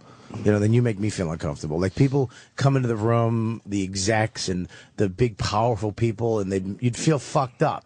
He says, I'd rather just immediately make him feel like a piece of shit than me sitting there feeling like a piece of shit. Which may be wrong, may hurt him, I don't know, but it fucking makes sense. I mean, it was hilarious to watch when some important fucking douche would walk in the room. He goes, look at you. Fucking short. Is that a wig? We had such a fight when we were fucking taping the Colin Quinn show on NBC. It was there was 3 episodes, and I was in 2 of them with Patrice. And we would do our act. It was Monday nights at 9:30 on NBC on the SNL stage, and it was live. So Colin would do an opening monologue and opening bits, and then he did something called Town Hall, which was like Nick DiPaolo and a couple of us, Keith, myself, Geraldo was in, I think, a couple of them, and Patrice, and we would just do a bit of our act. It was like the original Tough Crab. We were actually doing pieces of our act for a couple of minutes each into live TV. And I remember I had to go over things with standards and practices, and I was trying to get something through. And fucking, he was standing there just shit-talking me and the woman. And I'm like, well, look, why can't I say this? It's about race. And she's like, well, you can't do that. And he's just like, what are you doing? And I'm like, shut the fuck up, would you? This is live television, you asshole. Oh, we had such a fucking fight. And he was wrong. That one he was wrong about. Because he was like just being him. And I'm like, dude, this is standards and practices on NBC. I'm doing fucking live TV. Oh. Because when he was nervous, he was... Yeah. Fucking just venting. Do you remember the fight we got in Brazil? Man, were you there in Brazil? We had a rule in Brazil: if you got a lady of the evening, you put her in a car behind you because they're a bunch of fucking criminals. You know what I mean? They'll don't want them throwing drugs and blaming you. And there's roadblocks everywhere, especially on the weekends. The cops just set up a roadblock. They look in, see a tourist with one of the girls, and they pat you down. Then you get to pay them off. We had this rule, but Patrice was Patrice. The fucking mayor of Brazil, fucking Rio. After one day. Well, he spoke fucking 2 Portuguese words, and it sounded like he spoke fluent Portuguese. Because he would slow it down. He'd go, tudo bem, obrigado. What the fuck? Shut the fuck. Yeah, he really thought he was a man about town. It's like, they want your money, asshole. You guys were doing gigs in Brazil? No. Fucking hookers. We're banging $30 whores. Yeah. Yeah, that was 3 to 1 back then, too. Dude, right? we would take fucking 100 milligram Viagras and go to the whorehouse and just not come until like the 3rd or 4th girl, because once you blew the load, you were done. And I remember me and him standing there in our robes upstairs in fucking whatever that thermos was. Monte Carlo. And I had a fucking 100 milligram Viagra hard-on poking out the front of my fucking robe. And you couldn't see my dick, but you could see the tent. And me and him were just standing there, and we're both just looking at the tent in my robe, and we're howling at exactly where we are and what we're doing. We're like in a third world country taking dick pills and fucking prostitutes for $20 American dollars. Holy shit. You flew in for that? Oh, my God, Oh, yeah. yes. You didn't hear about the Brazil years? Oh, yeah. Joe, that was like a 2-3 year period with these guys. Joe, more than once. Yeah. How many years was it? Was it about a 3-year period? No, it was when we were off the air. I never went once we came back on because I felt like I had too much to lose and things could go wrong so quickly there. I think we did 3 trips. Once I stayed in the Sheraton and twice the Rio Othon. The Othon. Yeah, but Patrice, man, and Brazil, oh, God, was he funny. I remember the last day we ran around and just took pictures of everything for our families. Like, we spent... like you were really there on I had changes of clothes. I was like, let me put the shirt on. Up at the fucking Cristo, the Jesus statue. But that's hilarious. We would, I remember we got in the fucking car. We're in the car. Yeah. He puts one of these cars are small. The cabs are real small. Right? They're just these small little shit cars. Yeah. He gets in the front. You imagine how big he is. Then he throws his girl in the back with me. With me. And the rule is no whores in the same car. And I'm going, Patrice, don't put the girl. Put her in the car. She doesn't want to go in the car by herself. She wants to go with Patrice. Right? He goes, get in the car. And I'm like, Patrice, get her out of the car. And get out. And we're driving. Just go. And all of a sudden he goes, shut the fuck up, Bobby. And you very rarely hear Patrice snap for real. Yeah. And I'm like, you shut the fuck up. Then we look and there's a roadblock, just cops. And I'm like, great. Oh, fuck. And they pull us over and he's nervous now. Everybody's shitting their pants. They got fucking machine guns, but their finger is on the trigger, which is, you're not supposed to have your finger on the trigger. So they take us out, and Patrice is, everybody's fucking, I'm in like, you fucking cocksucker. Brazilian prison.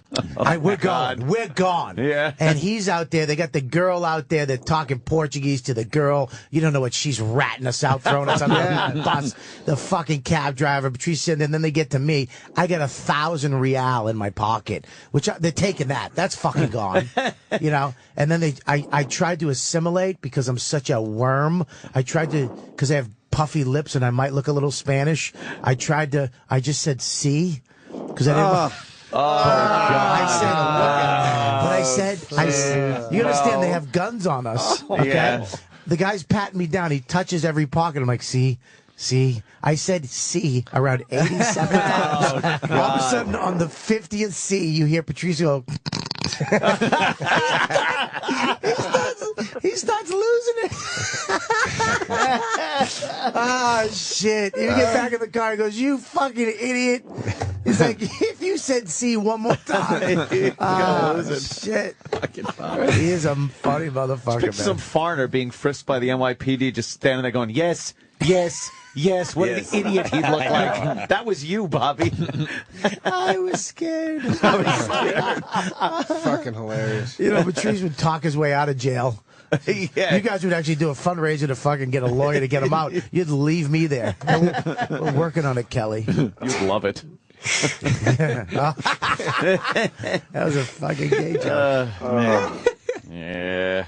Well, this sucks. Yep. Yeah, it fucking blows me. I'm going to miss him a lot. Yeah, everybody is, definitely. Well, Mr. Rogan, anything else, sir? Oh, nothing, man. You know, what can I say? And this is, it's a unique friendship that comics have with each other. You know, there's very few people like us. You know, the only people that are like us are you guys, who are radio DJs. You're essentially the same thing. You're just doing it on the radio instead of doing it at a comedy club. Yeah. Needy creeps. That's all we needy, all are. Damaged creeps. Oh, damaged, needy fucking messes. Disasters. Right. We are the best and worst of humans. Yeah. We are the. You only get us. You only get us if you fuck us up when we're young. Yeah. That's true. You have shitty parents and shitty situations growing up. You know, the beautiful thing is it creates, MMA fighters, stand-up comics, musicians, anybody who's really fucking determined to express themselves. Trying to hide all this shit inside a rolling paper outer crust. It's just fucking barely there. When they stopped Sandusky when he was fucking that kid, they're like, what are you doing? He's like, I'm making a comic. Like, That kid's going to be brilliant in another 10 years. Shit. Yeah, Joe, well said, brother. Well said. Yeah. Well, there's nothing we can say that's gonna make this good. It's just he was awesome. He was awesome when he was alive, and I'm just happy I got to know him. I wish I knew him more. I wish I was around him more. I'd already left Boston, but when he was coming up, and I already left New York when he was there. I was already in L.A. But when I did get to hang out with him, it was awesome. It's weird. It's funny. It's like I'm grateful. I said to somebody, like, I had a very complete friendship with him. Like, there's nothing that I say, like, I wish I had said this. Right. I wish I had expressed that. Like, we traveled together. We did You said gigs that to together. me. Oh, was it to you? Yeah, apparently we don't have that, but go ahead. I'm right here, Jim. I'm right here. I remember it. You should. You told me that last week, too. Oh, okay. I didn't remember. Fucking shit friend he is. Why? It's my. I don't know who I said it to, but I had a complete Oh, friendship sorry, Bob. with fuck you. I didn't remember. You were just a big pair of fat ears I was saying it to. Sorry. I guess I should write down in a notebook, said to Bob. All right, so listen. I was talking to this fat fuck that I know, and I say, oh, sorry, Bob. But it's like you look back on it, I'm like, I'm really happy that I was friends with him, and I'm really like happy that we did that shit together. And it's like, I don't look back and go, fuck, I wish I had said that, man. Like, you look back with regret, and there was none. Yeah. There's not one thing that when he was in the hospital, I'm like, I have to say this to him, or I have to get this pointed, because he knew. I mean, I knew how much he liked me, and he knew how I felt about him. It was and complete. It was a real What you had complete was relationship. complete. He was fucking That's all you great, could ask man. for. He was fucking call you up for his barbecue, be like, yo, man. He actually called you and thanked you for coming to the barbecue. Yeah. Which is like, dude, for all the shit that people say about him, like he's this and he's that, and he's this big motherfucker, and he makes fun of people, and he's mean to people. He wasn't. He was funny all the time. All the time. And funny, that's what funny is fucking making fun of people and being as honest as you possibly can. But he was also one of the nicest guys I know. He would call you up and go, yo, man, I just want to call you up and thank you for coming by, man. I appreciate you coming by to my barbecue. It's like, what? He fucking cooked at my barbecue for hours for a bunch of people he didn't know most of them, and just cooked there because he just enjoyed doing it. And then when he was done, I'm such a racist. You had him do that. I just like, get to work. Get to work. Did you make him wear a pancake hat? Yeah. Fucking Aryan cocksucker. Yeah, he can come if he cooks. Yeah, he's going to cook because I won't have Only way I'll let you in my house. Way to spend it today. The only thing he asked for when he was done is like, Kool-Aid? I just want me and my chick to go in and, Kool-Aid and Cheetos. He goes, I just want me and my chick to be able to watch a movie in the theater. Really? And I went downstairs and there were like 5 kids in the theater watching some shit. Yeah, Uncle Paul. And I just walked in there and I was like, I shut the movie off. I was like, all right, Ollie is out. Out. And Patrice's like, oh, you're not going to. I'm like, no, I'm doing that. Get out of here. Jesus, Joe, is that your fucking sinuses? What's that noise? Joe. Joe, me? Yeah, you. Yeah. No, I'm not saying anything. I'm just sitting here. No, you can hear you breathing at your fucking nose into the microphone. His phone needs a windscreen. It sounds like you're trying to blow yourself in a tub. I can't hear anything. My nose? No, it's just like that's what a man breathes like. Yeah. He We're not really used is to a that. man. Bobby's heard that on the back of his neck. Yeah, exactly. Is it weird to hear that breathing without "Don't tell your mother"?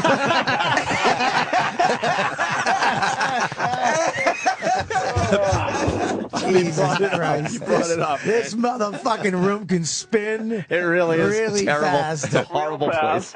It's a horrible place. Jesus Christ. Yeah, I was walking over today with a girl, and she's like, that's really nice that everybody's going in to talk about Patrice. And I go, it is nice, but it is going to be the most evil fucking room. It's never going to be nice. It's going to be everybody trashing each other. We all got together down the cellar last night, and it was literally a couple minutes of, man, it sucks. What's up? How you doing? And then nice shirt. Yeah. Fucking stupid. And then it just fucking unraveled. It was fucking. Incapable of just keeping that moment Thank in emotion. God. These guys can, I know. I kind of like that. You guys man, can tip your toes into emotion, but that's about it. It's not true. That's It's about really it for not you true, guys. man. I mean, it's weird. I've had some. I think we're the most. We just don't do it in public. But I've talked to fucking him. I've talked to, I've talked to Patrice. I mean, some serious, deep. I think we're fucking crazy. That's one of the things that fucks us is that we have so We're so emotional. We have such fucking light skin. It's like fucking the crust of a fucking tapioca pudding. It's just fucking mushy douchebags we are. He's trying to make a thin-skinned analogy. Always brings it back to food, doesn't Yeah, it? he really does. It's like the crust of a delicious tapioca with a little brown sugar on it. Cinnamon. I like cinnamon. Speaking of which, can you guys send an order out right now? I'm starving over here. You know, Yeah, we can get some food for there's everyone. nobody in this room in shape except for Anthony. No, well, Florentine's in shape. Look at Florentine's Let me see. arms. Look at Jimmy. Florentine's Jim looks arms. good. Let me see. It's all right. No, take your shirt off, Jim. No, but I wanted to say about Patrice. I mean, you know, he did have a serious side. Like, my ex-girlfriend passed away, and he was close to her. He loved her. He's like, she was my favorite. And he called me like 3 days a week for like the first month. Oh, wow. And I was afraid to pick up the phone the first time because I really thought he was just going to tear into me. Oh, You shit. ain't over that shit yet? Ain't you fucking up bitches? But he would just call and we'd talk like that. So, you know, he did show a human side. And then about 3 months later, he's like, you ain't over this shit yet? Get the fuck out there. I'm going to tell you what a fucking piece of shit he could be, too. I'm going to tell you a story right now that I've never told anybody. I got a couple more. I got like 4 more piece of shit stories. And I love this. I loved him so much, and I understood him so well that I let this go. But anybody else should have never talked to this fucking idiot. My wife last year, I think it was last year, not this year's October, the last October, she planned a surprise birthday party for me. Huge. Okay, event. It was supposed to be 100 people and fucking burlesque dancers, and then Geraldo passed away on the night that the party was supposed to take place. So she had That was his wake. Oh, right. Okay, she had to cancel it and make it, you know, literally at the last second, rearrange everything and make it into a small restaurant. And she could only afford a couple, you know, like a small amount of people. She wanted to roast you. She wanted us to go up and roast you a little bit and fuck with you. It was going to be huge, a huge event. And she told all my friends. Patrice called me up 2 days before the party, and went, Bobby. And I was like, what's up? He goes, I got to tell you something, man. And I'm like, what's up, man? He goes, you know your wife's planning a surprise party for you, right? And I'm like, what? What the fuck? And he goes, I just want to let you know, man, because I don't like surprises. He goes, I don't know if you like surprises like that. I don't know if you like that type of shit. So I'm just, and I go, maybe you should have opened with, do you like surprises? And I would have said, yes, I love fucking surprises. I'm a lonely piece of shit. I love surprises. He was looking out for you. I fucking knew you knew. I fucking knew you knew when you walked in. I was like, he's not surprised. It was whoa, what a surprise! I wasn't expecting this. This is what he said. He was like, oh, shit, I'm sorry. I go, look, Patrice, you're a fucking piece of shit. You're just a fucking dummy. I go, what? Why would it matter what you think in my life? You fuck. He's like, fuck me, man. Oh, he knew he fucked up. Oh, he yeah. knew he fucked up. He was trying to take care of you. He goes, can you just don't say anything? Just act. I go, Great. fuck. Now you're saddled with that. I walked into the fucking party. I had to pretend I'm surprised to my wife. I just looked at him and he just a little smirk because he saw my shitty acting. Well, I didn't know you weren't surprised, nor do I give a shit now. Your level of surprise is a valueless thought to me. I don't think we should. I think the surprise should have been that the party just got canceled and you walked in there alone, asshole. You're in your 40s. No, you're in your 40s. No more surprise parties. Sorry, we didn't have the little fucking hat for you. There, they got a hat with a 4 and a 0. Oh God, that fucking hurts. You piece of shit. That fucking hurts. Yeah, Joe. He's an asshole. I think it's awesome that you have a forum like this where you can actually talk about them real. Right. You know, can you imagine if you were on a regular fucking radio show, or if you were, you know, forced to do some TV show just a decade ago, you would have had a horseshit through it. Yep. You couldn't really be real or and use every word in your vocabulary. You know, it's so appropriate that we get to talk about this guy in this form. Absolutely. Yeah, and it feels good because that's exactly the type of guy he was. He didn't want you to soft soap it or bullshit. Yeah. I mean, I've been crying almost every night for a month. I mean, it's like, it's not like, comedians don't. We're all fucking a wreck over it. It's fucking. Yeah. I've been claustrophobic. I haven't been able to sleep. I've been waking up just thinking of him laying there. Like it's been a fucking. I have dreams. Nightmare. I have dreams that he's actually he gets up. I've been having dreams for the last month that he's up and we're hanging out and he's a little fucked up and he's got a cane but we're talking and and then you wake up and you're like, oh fuck, you start crying and you're like, what the fuck? And, that's always the weirdest thing when someone passes, when you have dreams about them being okay. And then, I had a few dreams about Phil Hartman after he died, that were like, for people who don't know, his wife shot him in his sleep and then shot herself. And it was really fucked up at the time. I had never known anybody that got shot before. It was, especially someone who got shot by someone else I knew. But I would have all these dreams about him being alive. And then you wake up and like, God damn, it's the weirdest fucking feeling to have a dream about someone that you really love and care about, and then they're gone. And then you're in the dream that you're talking to them, and it's just like the old times. And you're like, man, I didn't really appreciate those fucking old times as much as I do now. Yeah, there's a letdown too odd when you wake up. It's so weird though, because like after the dream's done, you wake up, you have the memory of it, so it's almost like you got to hang out with him again. One more time, because it's a new situation. Yeah. It's it's very weird. But then you realize it was just manifest in your own head, and they had no input whatsoever. It was just your dumb fucking idea of the person. Yeah. I gotta piss. Yeah, Joe, thank you so much for Joe, calling, man. absolutely, We really man. appreciate it. Good talking to you, buddy. I'm coming in next week, man. I'm really looking forward to it more than I got to come to New York and do some bullshit press for Fear Factor. But the thing to me that was the most important about the trip is that I get to go in and do your show. Oh, we can't wait. Yeah, fuck yeah, man. It's been a while. Anything else? Absolutely. All right, Joe. See you next week, brother. Thank you, Joe. Joe Rogan. Thanks, everybody. Joe. Man. Yeah, we're going to take a break. Some of the listeners are calling him Darth Rogan. Yeah, well. He really. That's what a fucking mixed martial artist breathes like. Absolutely. Breathes like a bull. Yeah. And he should. Big solid head. When Chuck was in here, Liddell, it's the same thing. It's just how a man that could kill you with his hands breathes. That's it. Or my grandfather. One or the other. What grandfather? Huh? What do you mean your grandfather? Because old people breathe like Because that. my grandfather breathed him. How do you know your grandfather? What do you mean, how did Oh, you you doing an adopted. adopted joke? Oh, fuck. Wow. A funny point, too. Both Bob and Joe. Yeah. Right? What? Gay? No. What? You told him? What does he do? I don't You were adopted, right? Yeah. But you had stepfather. Oh, yeah. I had a stepfather. I had two stepfathers and one foster father. Right. Jesus. But you were adopted or no? Hence Never the adopted. fucking need. No, never adopted. Oh, I thought you were adopted. No, I had two stepfathers and one foster father. And then one real dad that I haven't talked to in 20 years. Oh, boy. Do you know how fucking hilarious it is to watch two best friends, like the two of you, one of them go, "Really, Bob? I thought you were adopted." For all these... out something that is so like it's important in life. It should be known like the first week you know each other. But no, that's pretty I've important. told him that. I told him. He knows pretty that. important. All right, Florentine just goes, "That's pretty important." But I don't remember because I'm just I thinking. told him that. I've told him that. I'm just thinking of all the times we've made fun of you for not being Irish. I'm like, oh, I thought you were No, that's adopted. because Quinn says I look like I was my great grandmother was raped on the Khyber Pass. Oh Jesus! I remember watching Keith Robert. Actually, one of the first things I ever did in New York was you Stop guys. pointing your fucking thin Dick Van Dyke finger at me. Oh, you stupid fucking ligaments.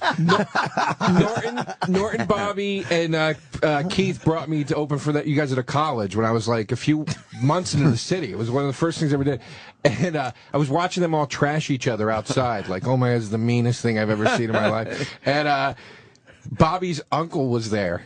And Keith just goes, "God damn it, you're not his uncle. There's a Puerto Rican in this family somewhere. We're going to get to the bottom of it." And I was like, you can talk like that to somebody's uncle? You know what I mean? Like, I thought you had to be respectful of people's families and shit. Respectful, nah. Fucking the funniest thing, we went to a Dunkin' Donuts. They're standing at the counter ordering with some kid. Some 14-year-old girl walks out of the back of the kitchen. She walks up to Keith and she goes, "Do you want anything?" And Keith just goes, "I want you to shut your trap. I remember that. I remember that. Bobby ran. I've never seen Bobby embarrassed. He ran out of the Dunkin' Donuts and he was laughing. He's going, "What the fuck's wrong with you, dude? What the fuck is wrong with you?" Fucking Robinson is funny sometimes, not on stage, but in life. God damn. He just got you. What do you think I want you to shut your trap? Your trap. But you know, it's obviously a very, very sad thing to to know that you weren't surprised. That motherfucker. I never literally the only people that know was me and Patrice. My wife doesn't even know. And I felt like shit. But that fucking cocksucker. But I still, you know what the thing is? You get mad at him. And even, you know, we all get mad at each other. I was like, dude, I still love you fucking idiot. You fucking, the whole concept of the party was a joke because I never had a birthday party.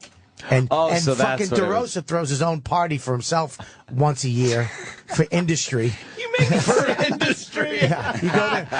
He's not even talking to his friends. Keith wasn't even invited one year. It's just fucking Comedy Central heads. It's my best friend. How did you become friends with him? At one of my birthday parties? Fuck you. God damn, you might be able to a bar to drink. You make it sound like I'm hanging fucking streamers up and, you know, and putting out a food spread. I just put your fucking resume out, too. Listen, it's a party like Billy Bats.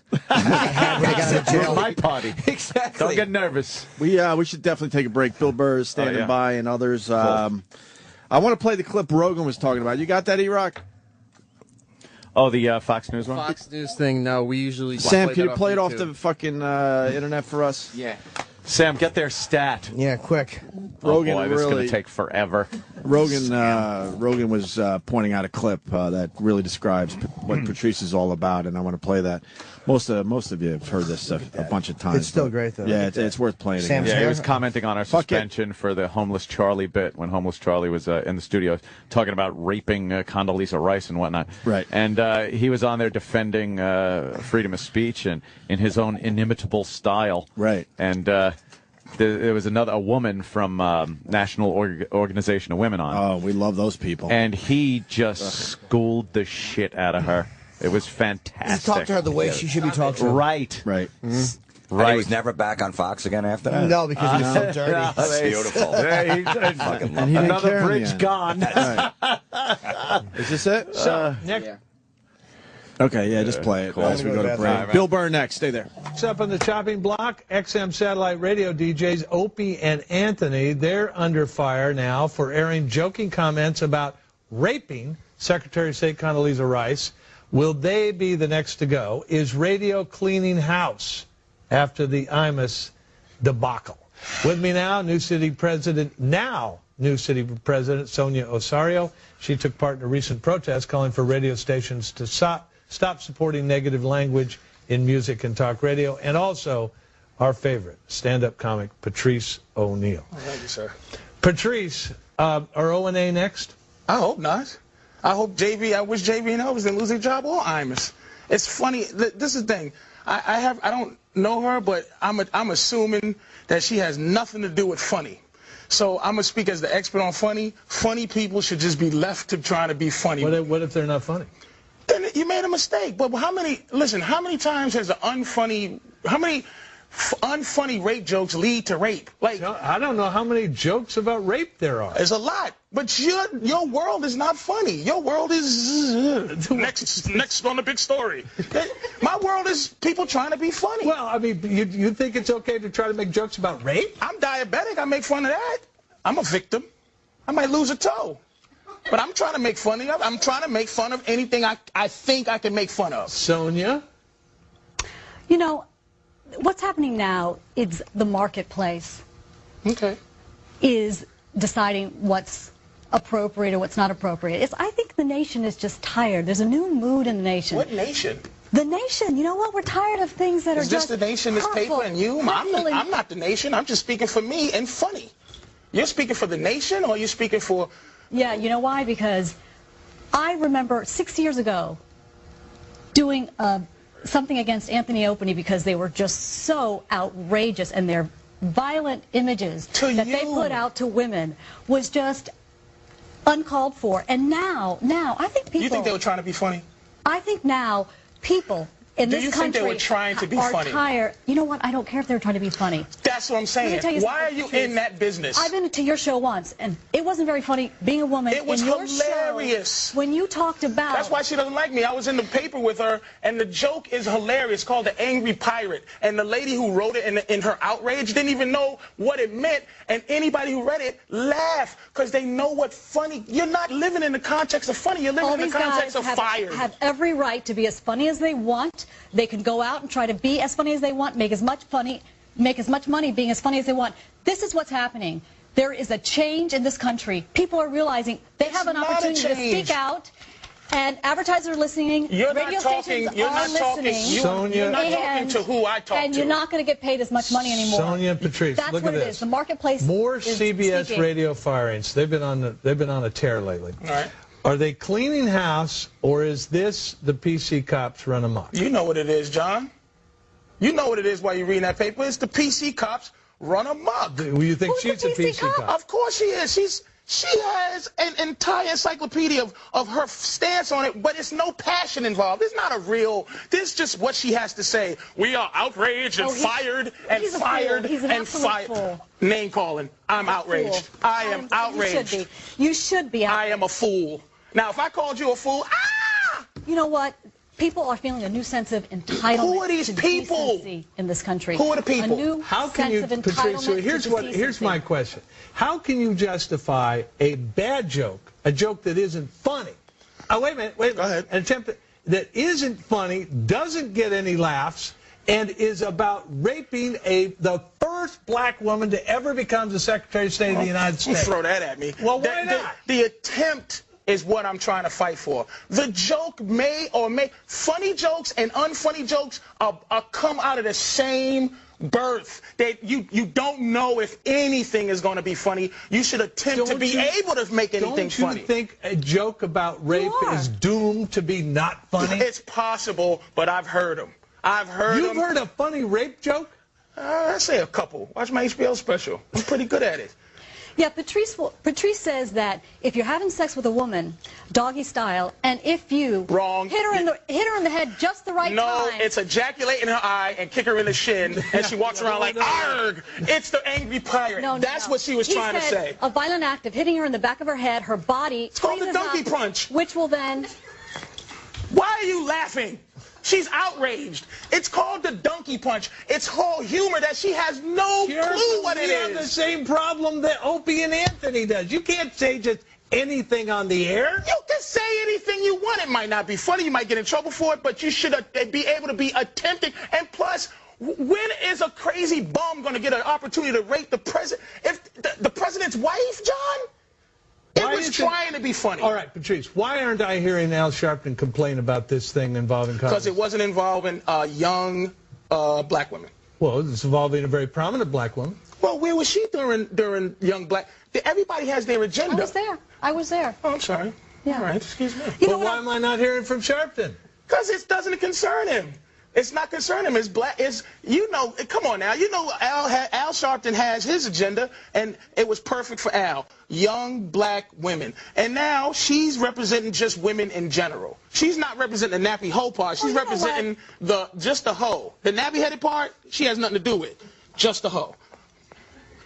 Sonia? You know what? Women have been abused publicly in the media for too long, and people are tired of it. This has been a beautiful response of just the general public saying to advertisers, we're your consumers.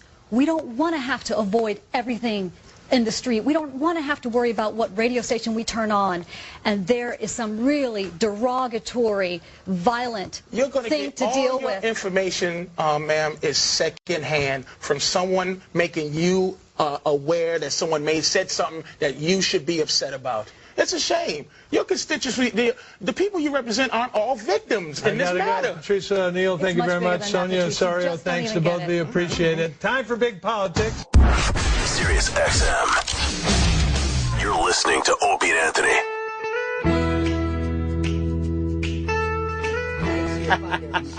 too. All right, man. Is that a Gouda cheese? No, Bob, somebody threw up. Bobby turns every cent into food somehow. Shit. Bobby had to take one of my Pop-Tarts. You threw it at him. He caught it, and Pop-Tart went flying everywhere. Well, that was his teeth. He started eating it. It is true. You While don't it have was still one in the air. You don't He tried to eat like a fucking seal, throwing him a fish. Can you tell the open micers to stop chatting like we're not on the radio? That's just mean now. We're on the radio. Stop whispering, shit dicks. Here's the deal to set the mood here. We got Bob Kelly eating one of my Pop-Tarts. Mm-hmm. We got Colin Quinn has arrived. Yeah, with his fucking gay coat. He borrowed Mary Tyler Moore's jacket. Where is that? Put it on. Put it on. Show this fucking. Look at, look at the buttons. It is Mary Tyler Moore's. Wait for the buttons. He's got fucking wooden buttons. Is it kind of like military? No, it's not got military. The military vibe. Yeah. No, not Let really. me see. It looks like it looked like it was going to be a pea coat. Oh God, it's kind of a cool coat. It's not a cool coat. Oh no, it's those old leather buttons. Yeah, Tyler Moore's fucking asshole. Oh my God. Fucking This is an Angela Lansbury coat. Yeah, why don't you go solve a crime in that, you fucking idiot? It's a belt buckle around the neck, too, man. Colin's trying to own it. Colin's trying to own the coat. And help. You stepped on your own joke. We also got Jim Florentine. We got Joe DeRosa and Kurt Metzger has arrived. And Bill Burr waited through the break. Wow. Bill, what's up, buddy? Hey, guys. What's going on, man? Hey, man. Hey, man. Strange day, obviously. Yeah. Yeah, it's awful. Awful, awful, awful. I think yesterday was, I set the record for laughing and crying. Every time I start crying, I think about something funny that, and I start laughing. It's just awful. It's awful. Yeah.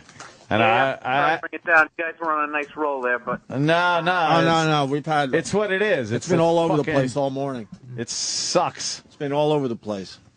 And you do. It's like I wasn't able to really watch a lot of the videos that people were posting yesterday because I don't know. It was just tough. Made me feel weird. It was kind of sad. I tried a couple of times, but it was just like it got too sad. But then you read some of the shit and you start laughing your ass off because you just read it in Patrice's voice, and that got me laughing pretty good. I started thinking of all the stuff that he did. Do you know one time he had a meeting at Comedy Central? And, you put on your I'm going to get a deal shirt and you go in there and you tap dance and you try to sell your stupid idea for a show. He went in there and spent 45 minutes trashing the executives for putting Mind of Mencia on the air. And he just wouldn't let up. And then that was it. The meeting ended. Like, that was just basically I think he pitched his show in the final 3 minutes. He got the opportunity to go in there and decided he was just going to bash the show. Oh, man, that's fucking great. Just kept, and at the end, he pitched his show for like 3 minutes. And I remember asking him why he did it. I go, why would you do that? And he just started laughing. I was thinking about all that stuff. One time Bobby, do you remember the time that comedian came to town? He had the metal hand. What? Remember that? Hang on 1 second. I'm going to the airport. This is my ride. Hold on a second. Oh. Hello. Okay, all right, thanks. Freaking guy went to south instead of north. Yeah, so this guy comes to town. He was missing his left hand, so he had like one of those 3-pronged left hand things. Everybody sees it. Nobody wants to say anything. And the great thing was it was his left hand, so when you met the guy, you just stuck out your right hand and there was no problem. But everybody's thinking, what happened to his hand, right? So after he meets like 10 comics, he then meets Patrice, and Patrice sees the guy, and when he goes to shake his hand, instead of sticking out his right hand, he sticks out his left hand. And the guy with the fake hand, like just out of instinct, stuck out his left hand and then sort of froze for a second. And then Patrice, with his big, dainty fingers, just grabbed one of the metal tongs and sort of shook it. And there was all this awkwardness, and then Patrice just goes, "What happened to your hand, man?" And like that's why I loved the name of his last special, Elephant in the Room, because that's what he always did. Yeah. Just addressed you want to sit there and be like, that's rude, that's insensitive, and then you're like, dude, that's exactly what I was thinking. What happened to your hand? Yeah. I was actually psyched that he asked it, and I don't know, man. I'm gonna miss that guy. Like, I don't know. Yeah, it's crazy because it's I mean, I've known quite a few people that have left us. But this one is just like it just hurts. Because he's This one really hurts. he's so fucking irreplaceable, Yeah, no, he's he's even beyond the description of one of a kind. Yeah, One of a kind is almost like hacky at this That's point. too cliche, right? Yeah, you're right. That's what I tweeted yesterday, you redheaded cocksucker, you. Go fuck yourself, Billy. What was that? He's making a good point. Bobby, do you know something? Ever since we started doing these stupid movies and this goddamn book, do you know I now hate the sound of your voice? That wasn't me, you fucking cocksucker. That was fucking stupid Colin Quinn. You redheaded shit dick. Was that cocky feature act? No, that was fucking Colin. Quinn. You don't recognize that raspy, shitty voice? Hey, No offense. No, I I'm know. walking through a gate carrying my bags at 5 in the morning out here. Cut me some slack, and I'm on a Droid. I don't have the iPhone, dude. Attack Colin. I didn't attack you. How did Bobby get dragged into this Bobby's shit? too busy eating. It was I Colin thought it was Quinn. Bobby. Because he said it was a hack line. He thought it was Bobby, so it was mine. Huh? What'd you say? Nothing. You trashed me, and I missed it. No, you trashed me. You called me a hack for saying he's one of a kind. Well, that was a really great, deep sentiment. No, Colin, you're so old, you're grandfathered into using that expression. Yeah. And then you followed up with Patrice was aces in your book.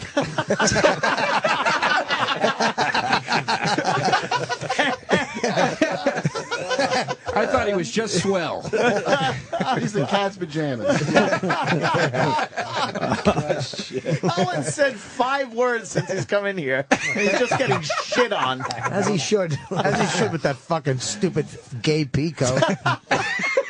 I don't know what the problem is. It's a lovely jacket, It's Bob. not a lovely. It's a lovely jacket if you're an 85-year-old woman. Where you going, Bill?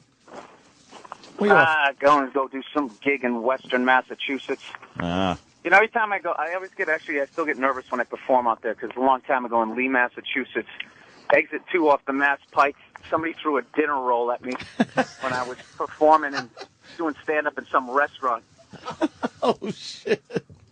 That's pretty degrading.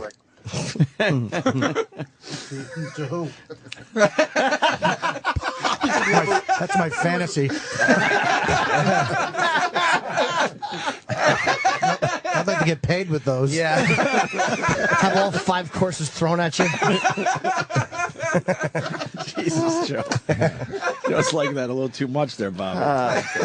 Why wouldn't that fucking Arab like it? I like the fact that Bill Burr secretly hates your voice, and that came out. That makes me really I happy. know, it really did. Billy's real feelings come out. Yeah. Holy shit, he snapped, right? Yeah. All right, or maybe not. Ever since we started doing stuff together, you guys we never call for fun anymore. It's always like, yeah, we got to edit this thing. I hate you guys. What are you doing, a book on tape or something? No, we're writing a book, stupid. Oh, sorry. Like you should have. Yeah, I know. Well, You should what write are a you book gonna do? about your fucking... I'll do that. Oh, your midlife crisis. My I had midlife crisis going on at 12. Yeah. I swear. Well, I hope that Dummy wants to buy a jet ski for his pool. Come on over, guys. How many parties can you have? It's never going to fill the hole. Fucking asshole. Just get old gracefully, get a pair of glasses, and borrow Fag's coat. Well, you know, I'm not sure I like my new nickname. You don't like that one, Colin? Fags coat. Yes, Jimmy. it is. If you're writing a book with Bobby, I hope that someone is doing the spell check, because it was very sad yesterday. We were all telling each other before the news Oh, my broke. God. And, you know, it's always nice when Matt Frost called me, but when you get a text from Bob Kelly, can you read that right there under the photo? I said he wished he could. You can't. Get his glasses. Oh, God, yeah, okay. Yeah, Can I read read it? Can I guess it? Wait. Wow, you're squinting bad. Wow. Anthony. Get Boy, LASIK. Anthony, we're on Jim. radio. They don't know you can't see. I Fake can't it. see. Wait, you Can can't I- read that? No, I can. I have to squint though. You want me to? Really bad. Yeah, just. I put off right under the picture. I put off glasses for under 3 the picture. years. Jesus I've been Christ. squinting. It just hurts. Yeah. Just he passed, Jim? Yeah. But do you understand what he wrote there? No, don't. Yeah. Let's see if he does. P-A-S-T. Jesus Christ. He wrote, he passed. Yeah, no, I'm sorry that a friend passed away and I fucked up on spelling, you nerd. No, I but- wish I met you back in high school. I would have beat the fuck out of you and took your money. This is not. You're not. Jeez, Bob. This is not putting the I Just before a E. little Norton going, you spelled that wrong. Shut up. It's a basic. Oh, right. Just because Patrice died, that doesn't explain you being monumentally stupid. That's not the excuse. What did he die? Did he take your fucking brain with him? It would be like pass. Did Keith do like that? P-A-S-S. No, Keith didn't do it to him. E-D. Yeah. Yeah, pass. Yeah. He wrote it as intense. I wrote it on the iPhone. The iPhone fucked You it could up. blame the iPhone. Autocorrect. Yeah. I do that sometimes. I'm like, fucking spell check. It did Goddamn iPhone. Well, here it is. I get the call from Matt. I wrote. I turned on to make sure that he knew, and I just wrote for him because I didn't know if he knew because he was on the. I don't know if he answered his phone. I wrote that, and it just did that, and I was in bed, and what am I going to do? But I fucked up. I apologize, Jim, for not spelling it correctly. I'm not. No. I'm very grateful it happened. It was my one laugh of the morning. I was like, oh, thank God, this idiot is still himself. This is fucking mean. You know, in defense of Bob, he's become a way better speller. I remember way back in the day, he was sending me an email, and he called me a faggot, and he spelled it F-A-G-I-T. Oh, no. I was trying to say it like spelling it phonetically because it was with an accent. Faggot. I didn't watch it either. Spell phonetically. F-I-N. Spell phonetically. Go fuck yourself. Do you remember that dude, that treatment? Remember you had me look at your treatment, and I tried to trash you about your. This is hilarious. It was unbelievable, the spelling. Like, it was disturbing. Right. And I go, Bob, Bob, your spelling is crazy. He goes, so. That's all. I didn't go to school, Kurt. I didn't go to school. But how about, can we just stop and focus for 1 second? The fact that you, insecure, fucking lame ass, gave Kurt your treatment to look over. A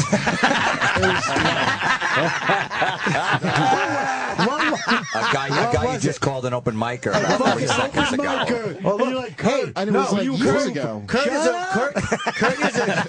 an open micer, but he's a writer. He's a good writer. Thanks, Kurt's Bobby. a great writer.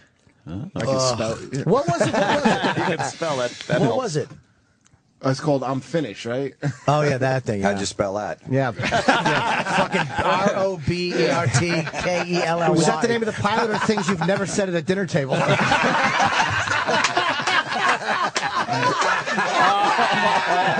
God damn. That's it? Just one? That's it? That's too good. That's it? That Just one? That's a home run. We're not really? like Rich Horse. We don't get greedy and try to pile on and bomb. Yeah, that's true. That's right. That's one. You always get. I always like when Voss is here because he'll always end the fucking fun. Oh, yeah. He gets greedy. First of all, there's no second of all. We were trying to tell him last night how dumb he is. And the difference, he goes, "You're dumber than me." I'm like, I'm not dumber than you because I know I'm dumb.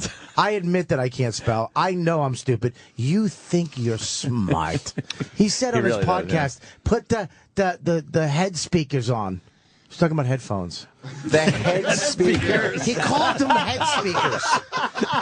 Bonnie, put the head speakers on. And Bonnie just went, head speakers, Rich? Really? Yeah, because he tried to blaze past it, and Bonnie goes, "Head speakers? Are we gonna go back to that for a minute, Rich? Are we gonna talk about head speakers?"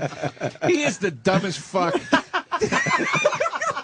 I am fully aware that I am stupid. Yeah. In many areas, but I know I don't certain like things. what Bobby's doing right now. This is like when somebody blows the game and before the press trashes them, they go, I take full responsibility. Very good. Yep, that's exactly what he's doing. Yeah, Bobby, Jesus. Getting ahead of the Well, story. when you're right, Bill. Why don't you shut your face? I hope your phone dies. Bill, anything else on Patrice? Any stories? I mean, you guys started together a long time ago, man. God, I don't know. No, because then I don't know. I don't even want to think about it. It's just too fucking sad. Isn't it? Just, I can't. I just, I don't know that I'll be able to wrap my head around him not being. All I can say is I'm psyched he got to do your show because your fans got to get a glimpse of what it was like to hang out with him. Because you go on there, obviously he wasn't doing his act, and just really seeing like how that guy on stage and off was just. He was just the funniest fucking guy I ever met. Yeah.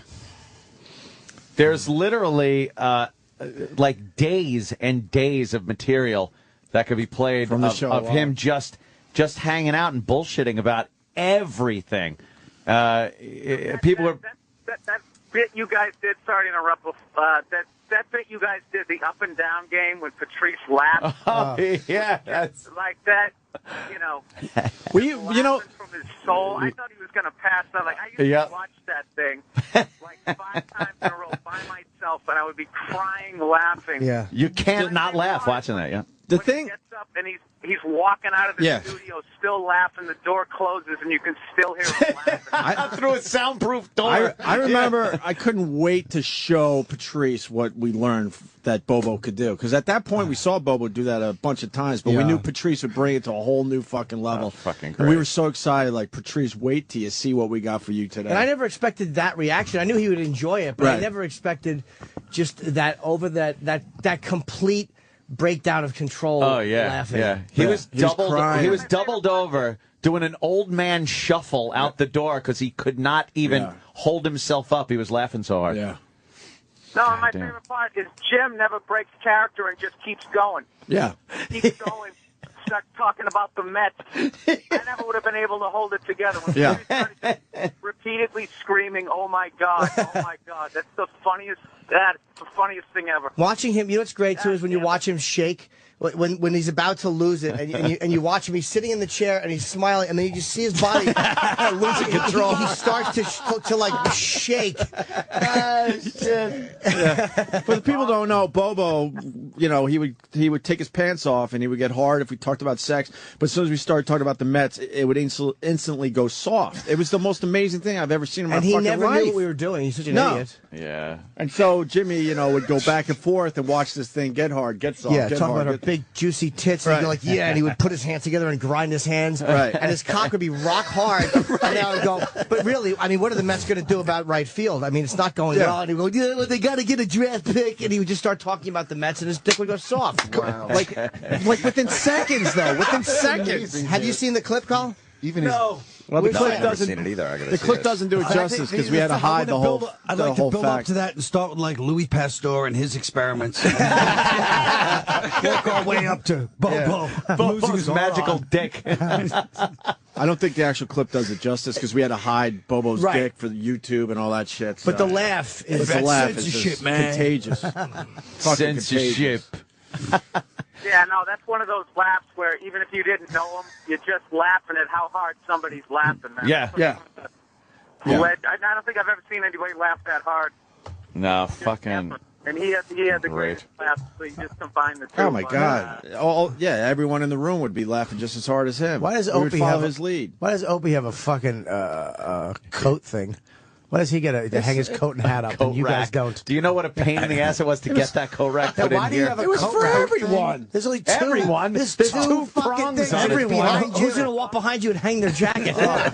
I asked for a goddamn coat rack. You put it up right behind you. Your stuff's up nice and neat. These fucking scumbags have to look at his all in his chair. I'm not even wearing one He doesn't even have a today. coat because he doesn't like. He can't hang it. I know it's mild. Hey, Colin, you want to hang your jacket where Rhoda hangs hers?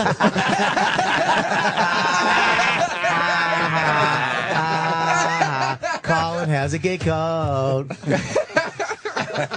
Your coat really does stink. Jesus, Joe. It just makes Rhoda made me laugh really hard. I like how Bob Kelly got Wait, hold on one second. Oh, fuck. I was just lining up. Oh, go ahead. Go ahead. No, forget it. Now it's over. Go ahead, It's Tony. okay, Sorry. Colin. What were you going to say? Go ahead. What were you going to say? No. The moment's Go ahead. passed. No, it hasn't. Go ahead. Try it again. If it bombs, so what? Go ahead. Go ahead. No, I'm not going to I'll do say it. No. I'll say what I was going to say when I ruined. Go ahead. I don't like the fact that DeRosa used the alternative comedy. Rhoda really made me laugh. Fuck you. You didn't say that, did you? He said Rhoda. He did. No. He said when it. Jimmy just having a nice honest laugh, he goes, Rhoda really made me laugh. Rhoda did it for him. Shut up, The Joe. word row. Joe's only upset because I'm going to ruin his opening status. Oh, wait. What, Bill? Bill, what'd you say? On my awful cell phone, I heard Joe say that, and it fucking annoyed me.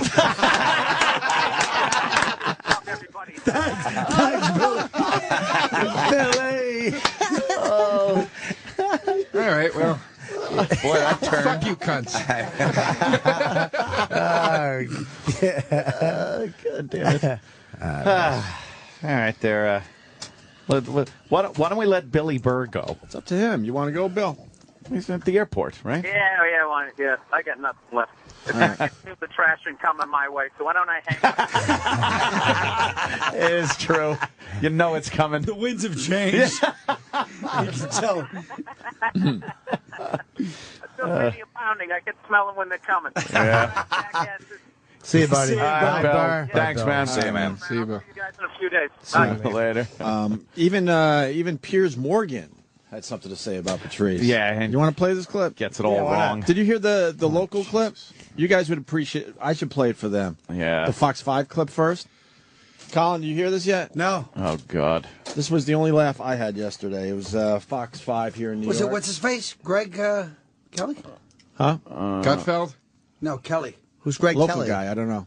Okay. Entertainment reporter for Fox 5. No, he's somebody else. I mean, it's sad. It's a 20-second obit, but listen to the end of this thing. Sad news tonight from the entertainment world. Comedian Patrice O'Neal has died. O'Neal died this morning from complications from a stroke he suffered last month. The Boston native appeared in September's Comedy Central's roast of Charlie Sheen, where his struggle with diabetes was a punchline for many jokes. O'Neal was a well-known presence on talk shows in the stand-up industry and was a frequent guest on the Opie and Anthony radio show. He was 14 years old. 14. Come on. Patrice was 14? 14. I thought he was older. Can you believe that? That's an amazing career for a 14-year-old. A fucking prodigy. Jesus. What'd you say? He was the Doogie Howser of comedy. What it's funny? Yeah. We were talking yesterday about the roast and how he was all the jokes about diabetes and I was saying how like 18 different people tweeted that it should have been me to me. You know, why wasn't it you? It should be you. I texted you that. We were just forwarding those to you, Colin. And then Amy Schumer said she got like 100 and something. I hope you get ovarian cancer because of what she did. Shit. You know what? should die, bitch. You know. Dude, on that, I wrote for that roast, and it was so hard to come up with shit to make fun of Patrice because that's all you could get him on was he has diabetes or he looks like a gorilla. Like there was no Jesus Christ. But that was the only that was the only thing. Like I think we just found the eulogy writer. The next day. But seriously, there was no like. Seriously, there was no there was no real things to make fun of him about. It was hard to write jokes about him, so everybody wrote about that shit. You know what I mean? Like nobody had. He's still trying to be serious. Kurt, shut up. You called him a gorilla. Stop. I didn't. You called him a gorilla. Amy Schumer did. And you exposed yourself as a horrible hack that can only think of two subjects, and now all the anger towards Amy is going to be focused on you for the next 10 years. It's not going to be. I didn't. Yeah. He was hard to hit with jokes. His at Muppet eyebrows on fucking Twitter. Shut up,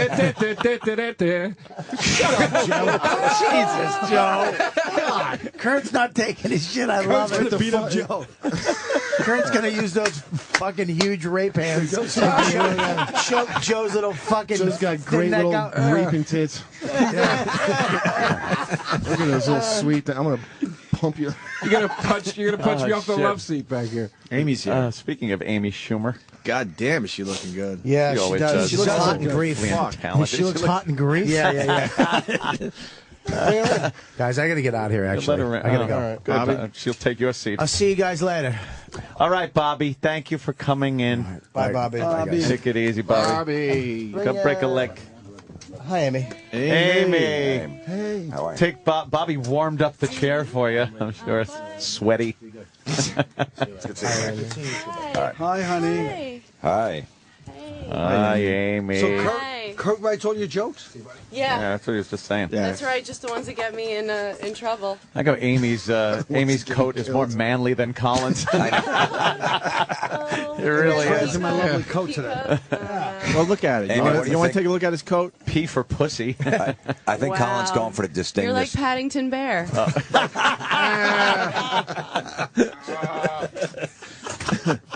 Right, you're a distinguished gentleman's coat. Yeah. That's what he's going for. What do you think? Yeah, he's definitely hitting the nail on the head there. Show with a nice collar buckle. Yeah. It does. It has got collar It's a buckle. handy ball gag. No buckle. longer a man. You guys really should switch coats when we're done here today. Yeah. Why are you holding your coat? Because everyone asked me to show it to Amy. I was just displaying it. I was doing what I was Colin, you told. want me to hang up the coat? You think someone's going I to was steal it? wondering why, in the middle of this like trashing, Norton just sitting there scowling at me. He I was like, wait- what's his fucking problem, man? He was waiting his turn. He was. But you know what Billy was revving saying up. about Patrice? Yeah. I was thinking that just reminded me when we started doing the show, and before we did Tough Crowd, we did it on NBC a couple of times. And I remember I was always like, "Oh, don't leave him alone." You know, he was just like so new to the business. It was like the only thing he'd ever had, and I knew, like, don't leave him alone with any of these fucking NBC executives. Oh shit! Yeah. And then I remember one time just walking in it, and it was like a soundproof office. Like every time I left him alone with Lauren, anybody, something horrible would happen. But just a soundproof office, and it was like some guy from the West Coast was in town. It was just him and the guy on the West Coast. And he was sitting there, and I looked over at the guy, and he had this horrified look on his face. And Patrice was talking as if, yeah, you were a couple of guys having a conversation. And I just walked in, and I heard, like, pussy and bitches. Like, he was just, like, spouting to this, like, white guy in his 50s in a fucking suit. But it's just like as if he's having a conversation with fucking, you know, Will at the cellar. Yeah. And it's just like, and the guy just had this horrified, like, his face was pasty white. He gave no respect. No. That's Look at Colin. That's what he would do, though. Yeah. That's a pretty accurate description. He gave him no respect. right. Yeah. There are I people that didn't introduced him deserve to it. another No. big producer once. I remember at the cellar, this guy was doing like a movie, and it was like, hey Patrice, like, and I thought I still said there had to be a slight scintilla of non-destructiveness. I go, Patrice, this guy's doing it, and the guy goes, hi, I heard a lot about you. And Patrice is at the bar at the cellar, and he turns around like fucking royalty, like this, and then just turns away. A little dainty handshake. Yeah. Jesus Christ. He drove me out to one of Ant's barbecues one time. He was like, I'll pick you up. And I was so touched that he was giving me a ride that I spent 2 hours making him these rap CDs. I made him like 3. What are you, a girl? Thank you. Oh my God, Colin, give him your coat. Give him your coat. Did you talk in between songs too? A personal story before every song. Wow, Joe. I made him 3 rap CDs. I was like, these are songs he probably doesn't have. He'll Now, appreciate Jerry, this. I imagine the band striking up the music. Oh, what a Oh, Jesus Wow, dude. Christ. A mixtape for Patrice. Trying to do this now. I can't. What were some of the songs on there? It was all rap songs. Give me a couple. They were all like. I Need like you're Love gonna by know any Cool of it. J. Yeah, I Need Love by Cool J. Doing it. Yeah, doing it well. Hey Love. Yeah. You can do Some it, Boys put your to back Men. into it. It's so hard to say goodbye to yesterday. Oh, no, my no, God. I made him like. I was like, dude, God, I I appreciate can't you giving me a ride, man. I know you're not going to take gas money. I made you these. I thought you might enjoy these for when you're He would have driving took around. gas money. Yeah. He goes, all right, like that, right? Because you just came out of the closet to him, dude. That's why. It's a long ride. Oh, God damn. He put every CD, I swear to God, every CD he put it in back to back, and he just sat there, 2 seconds of each song, you go. Oh, shit. Next. Literally through each CD, and he goes, I mean, Joe, goddamn, I mean, You didn't appreciate that I appreciate the gesture and all, I guess, but You didn't recognize that you're a white rap historian? Wow. yeah, I think there were. This is twin hype, Patrice, in the 90s. I think there was that he called me cracker a few times in between songs, and but the funny is that when he found out I was Egyptian, he'd call me up like on Thanksgiving. He'd be like, Joe, you want to come over for Thanksgiving? I go, I can't. I'm doing stuff with my family. He goes, you know what, Joe? I'm tired of you pretending you're white. And he'd go, everybody knows you're a dirty nigga African, just like the rest of us.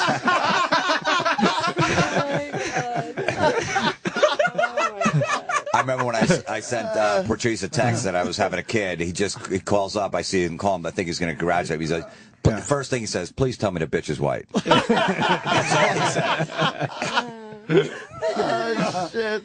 I'll never forget, I was at the comic strip Christmas party, and I brought this girl, and she was really hot, and Patrice is just looking her up and down. He goes, you got this in the bag? I go, yeah. He goes, so I could say whatever I want? I go, yeah. He goes, you sure? I don't want to ruin it for you. Why would you say yeah? Why would you say yeah? I was like, no, it's fine. So he just went over. He goes, you like this guy? And she's like, yeah, he's really funny. He's like, do you know his opening joke is the difference between alcohol and marijuana? You realize that? She's like, yeah, he's really funny. Yeah, I know that one. That's good. You realize he does voices of puppets on TV. That's like my favorite show. And he goes, you're just a dumb bitch. And the girl's like, how can you say he's your friend? I'm like, he's joking. She's like, how is that a joke? He just called me a dumb bitch. Holy fuck. Fucking A. He ended a couple of my relationships early. Yeah. He did, yeah. Early. Just, you'd see him get that look in his eye, like, and you didn't know what mood Patrice is going to be in. He could be the most lovely, like, little angel, or he would just slowly turn. It was like slow-mo, and I saw him sizing up the dude I was with, and I'm like, no, running over. It was too late. Just trashed this guy's life. The guy, I don't think he ever got an erection again. I'm serious. I went to a dinner party one time. We used to have the same manager, and they invited us to this dinner party. I showed up with a second date with the girl, and I was trying so hard to impress her. I walk in with her. Patrice goes, hey, what's up, Joe? Who's this? And I go, it's Melissa. And he goes, hey, Melissa, did you fuck him yet? Oh, did you fuck Joe yet? And she goes, no. And he goes, you should fuck him. He's a good dude. Fuck this dude. And I'm like, all right, let's have hors d'oeuvres now. Obviously, Amy Schumer is here, and now Louis C.K. has entered the studio. Hey, Louis. Morning, guys. Hello. How you doing, man? It's like everybody that Twittered yesterday. Yeah. I didn't Amazing. tweet. You didn't tweet? No. I always feels phony. Phony, really? Well, the thing, my heart goes out to Well, yeah, it family depends on. and Well, if you word it like prayers. Colin, then it comes off as insensitive and hacked. No, Put on Colin's coat and say it. No, it's not that it's phony at all. It's just that to me, It's just not your thing. Yeah, I don't know. Yeah. I never tweet about anything, and so. And all of a sudden you can tweet about something like. Yeah, I don't know. I don't know why I don't do it. Because Okay. I don't love anybody that much. I don't care. Wait till you see Colin's coat. I made a witty remark. Oh, boy, he's But defending it. At the beginning of my witticism, I happened to throw in Patrice's one of a kind. So, Yeah. people kind of let it One of slide. a kind. Right. So then They Bill broke Burr the just calls on mold. the phone and he's from the airport. Mm-hmm. And goes, yeah, I don't want to leave any tweet like some one of a kind, some hack fucking quote. And I thought at first he saw my quote and was busting my balls, but he was just saying it. He really meant it. Worse. Even worse, he really meant it, not knowing what you wrote. Terrible. How about the fact that he didn't know what you even wrote? No. Yeah. No idea. That's And he didn't insensitive. bother to investigate the full thing that I wrote. That's what hurt the most. True. He just picked out the one hack. One. Showing your age part. I told my kids this morning about Patrice, and and I listened to because I told them I'm going here afterwards, and then all his friends are going to be here, and so I turned it on, and there's fucking. Is he here still, Bobby? Did he leave? Bobby just left. Yeah. I turned on, and he's not even saying anything. He's just we're all at the fucking cellar last night, and he's just telling a story. He could be saying anything. He's like, we're all at the fucking cellar, and fucking what's his name is there, and fucking he's not upset. He's not. It's just this shit that comes out of his fucking mouth. I think he just caught a pop. And my daughters are 6 and 9. And I'm going, I'm trying to ride the fucking volume. Ride the volume down, yeah. And they can't enjoy people's emotions about their fucking past friend because of this fucking. And so they go like, why does he? They had to ask like, why does this person? Because it sounds crazy. Yeah, of course. if you don't listen to it all the time, it's like, what's wrong with this? It's beyond Tourette's. It's like that's so odd because here, when he was here talking into the mic, you don't realize it because he says here. fuck a lot. But I guess Bobby if you're likes listening to it on the radio, it's you insane. really, especially with children, right? But I explained to them that Patrice and Bobby and I came from Boston, and that there was. I told them what it's like to do comedy there. That there's drunk Irish people. I'm teaching them stereotypes. The Irish Bostonians get wasted, and they sing na na na na hey. You get chanted off stage, and so people had different ways to survive that. And Bobby's was, I explained to the kids the difference between, like, you're trying to tell a story. So I went to the store, and the guy there was really mean to me. Right. Nobody's listening. They're throwing stuff at you. But I went to the fucking store, and the fucking guy was a fucking asshole. Like, it's a way of charging through the shit. Like, that's what turns guys like that. Oh, shit. And then Patrice was just this a mountain that sat on stage. He was just a mountain. Whole other approach to being listened to by those audiences. Yeah. Bostonians terrified of giant black men. Yeah, it's just a huge presence. Did you start out with him on the stage? No, he came up after I'd left Boston, and then he just showed up here as this Boston, young, enormous Boston guy. Bigger than life. He didn't have to move around on stage or anything. He just so last stand time there I and saw fucking- him on stage, we did the Nasty Show in Chicago at the Vic Theater, and it was me and him and Nick DiPaolo. Were you on that show? I don't remember if you were. What year was it? I did that with Geraldo and Patrice like a year and a half ago. I don't know if I was on that one. But he closed the show. I hosted it, and he went on last. And he was, I mean, it's just, he would just stand there and fucking, he was really starting to hit a stride, too. He was getting great. I mean, he's always been one of my favorite comedians, like always in like the top 3 since I first saw him. Wow. But in the last few years, he just started to get great. Like, he figured it. Every comedian hits some point where they figure out their thing. Like, they do the Hellraiser box, they click it right, and it starts fucking, everybody starts coming out of the doors, pinhead and everybody, and he just hit that. I mean, just that last special was incredible. He was just starting to figure out how to make his thing really work. Yeah, and off stage, to be able to do that on stage is fantastic, but then off stage, just to hang out and bullshit about stuff and make it genuinely funny.